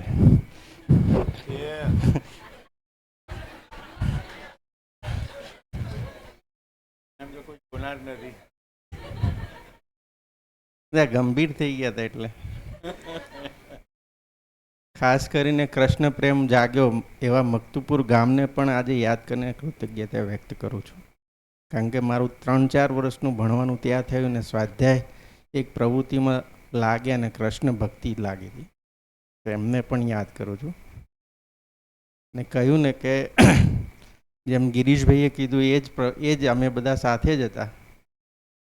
તો અમે તો જંગલમાં ફરવા ગયા હતા વિનુ કાકા ને સુરેશ કાકાને સાથે, મનીષભાઈની સાથે. અને ત્યાં જંગલમાં ફરતા ફરતા આવો એક મંગલ કાર્ય મળી ગયું અમને, પોતાને ઓળખવાનું અને પોતાને જાણવાનું. એમાં પણ ખોવાઈ ગયા હતા 2, 3, 4, 5 વર્ષ. ફરીથી પકડીને સુરેશ કાકાએ ફોન કરીને પેલી જીવન વિદ્યા શિબિર જે રાજેશભાઈએ યોજી હતી એમાં પાછા લાયા 3-4 દિવસ માટે. ફરીથી એમાં છટકી ગયા હતા. પરંતુ એક સમય એવો આવ્યો, અમે ગિરીશભાઈ ઓફિસમાં બેઠા હતા અને વિચાર કરતા હતા કે આપણે અત્યારે તો પેલા ગાડલું ચાલે અને નીચે પેલો ચાલતો અને પેલું કંઈક કહેવત છે, બહુ ભૂલાઈ ગયો છે. એવું લાગે છે આપણે બધો ભાર લઈને ફરીએ છીએ, આપણે હોઈએ તો જ સંસ્થા ચાલે, ઓટોનોમસ કેવી રીતે ચાલે. તો એ ક્યારનો ખટકતો હતો. જ્યારથી સ્કૂલ શરૂ કરી ત્યારથી પ્લુટો, મોન્ટેસરી, ગ્લોસો, આ બધા જ લગભગ તત્વચિંતકો વાંચેલા છે. એટલે એવું લાગતું હતું કે આપણે માનવ સાથે કામ કરવું છે પણ આપણને આવડતું કેમ નથી. એક મિટિંગમાં તો મારે ભૂલથી બોલાઈ ગયું. હજી સમજણ નથી પડતી કે માણસો જે બાળકો જોડે કેવી રીતે કામ કરવું પડે. એક પેરેન્ટ્સે સ્વાભાવિક પ્રશ્ન કર્યો, તો પછી સ્કૂલ શા માટે ચલાવો છો? આવું બી કીધું. ત્યારે બી મને બહુ ખટક્યું હતું, ખરેખર મારે સ્કૂલ ચલાવવી હોય તો આ તત્વને સમજવું જ પડશે. તો અચાનક સોમભૈયાની ક્લિપ, કારણ કે 3 દિવસીય પ્રોગ્રામમાં સુરેશ કાકાએ સોમભૈયાનું નામ લીધેલું, આદરણીય નાગરાજજીનું નામ લીધેલું. એ વખતે સોમભૈયાનું નામ મગજમાં હતું અને ક્લિપ જોતાં જોતાં પકડાઈ. એમને સરસ કંઈક એજ્યુકેશન વિશે બોલ્યા હતા. આમ પછી એમને થયું કે આ કંઈક કરવા જેવું છે. અને ગિરીશભાઈએ જેવું પકડ્યું અને અમારા આખાય ફેમિલીમાં પકડાયું. કંઈ બહુ વિશેષ નથી, પણ એમ લાગે છે આ બધા કેટલા વર્ષ આપણે ભેગા જ છીએ અને હજી પણ ભેગા જ રહેવાના છીએ એવો ભાવ પેદા થાય છે. એટલે આપ સૌને ખાસ કરીને જે ડીસાના અને પાલનપુરના છે એમને હું આવકારું છું કે અમારી સ્કૂલમાં જે કંઈ પ્રોગ્રામ ચાલે હર સેટરડે 1 કલાક અહીંયા જીવન વિદ્યાલયને ગિરીશભાઈ પોતે જ લે છે. અને હવે તો એમને પોતે તો લે છે પણ બીજાને પણ આગાહ કરે છે. એટલે ટીચરો પણ પોતે પ્રસ્તુત થાય છે જીવન વિદ્યાની રોશનીમાં. પરિવાર પણ અમારો જોડાયેલો છે. તો આપ બધા પણ આમાં જોડાવ એવી આશા છે. ખૂબ મોજ આવે છે, ખૂબ મજા આવે છે. તો બધાને વિનંતી કે જે કંઈ અમારા સ્કૂલમાં પ્રોગ્રામ જે કંઈ ચાલી રહ્યા છે એમાં બધા ખુશી જોડાવ. Thank you. આભાર.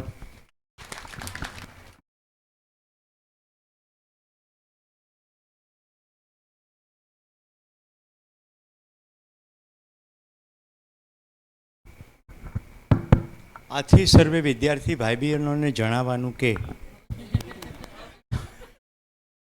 હવે રિસેસ પડે છે અને આજે ખાસ આદરણીય પ્રિન્સિપાલ બાજુની શાળાના આવેલા હોય, આમ તો મારો વિદ્યાર્થી પ્રણવ, આપણે આજનું સત્ર છે ને 2:45 વાગે શરૂ કરીશું. કેટલા વાગે? 2:45 વાગે. ભાઈ રાજુએ થોડી વાત કરી, પણ કહી દઉં કે એક આખું મિશન છે કે જેના અંતર્ગત આપણે પ્લાસ્ટિક ફ્રી કરીએ. તો ડીસાનું સંકલ્પ છે, આપણી પાસે થયેલો પ્રયત્ન શેર કરવા માટે જ પ્રણવ આવે, એ પણ જીવન વિદ્યા પરિવારમાંથી છે. ઓકે, તો 2:45 આવી જાઓ તો 3:30 રેગ્યુલર આપણું સત્ર ચાલે અને એ 45 મિનિટની અંદર આપણે કમ્પ્લીટ સમજીએ કે શું થવા જઈ રહ્યું. ક્લિયર? Are you ready? 2:45 અંદર ઉપસ્થિત બેઠેલા હોવા જોઈએ, રમણ ભમણ નહીં.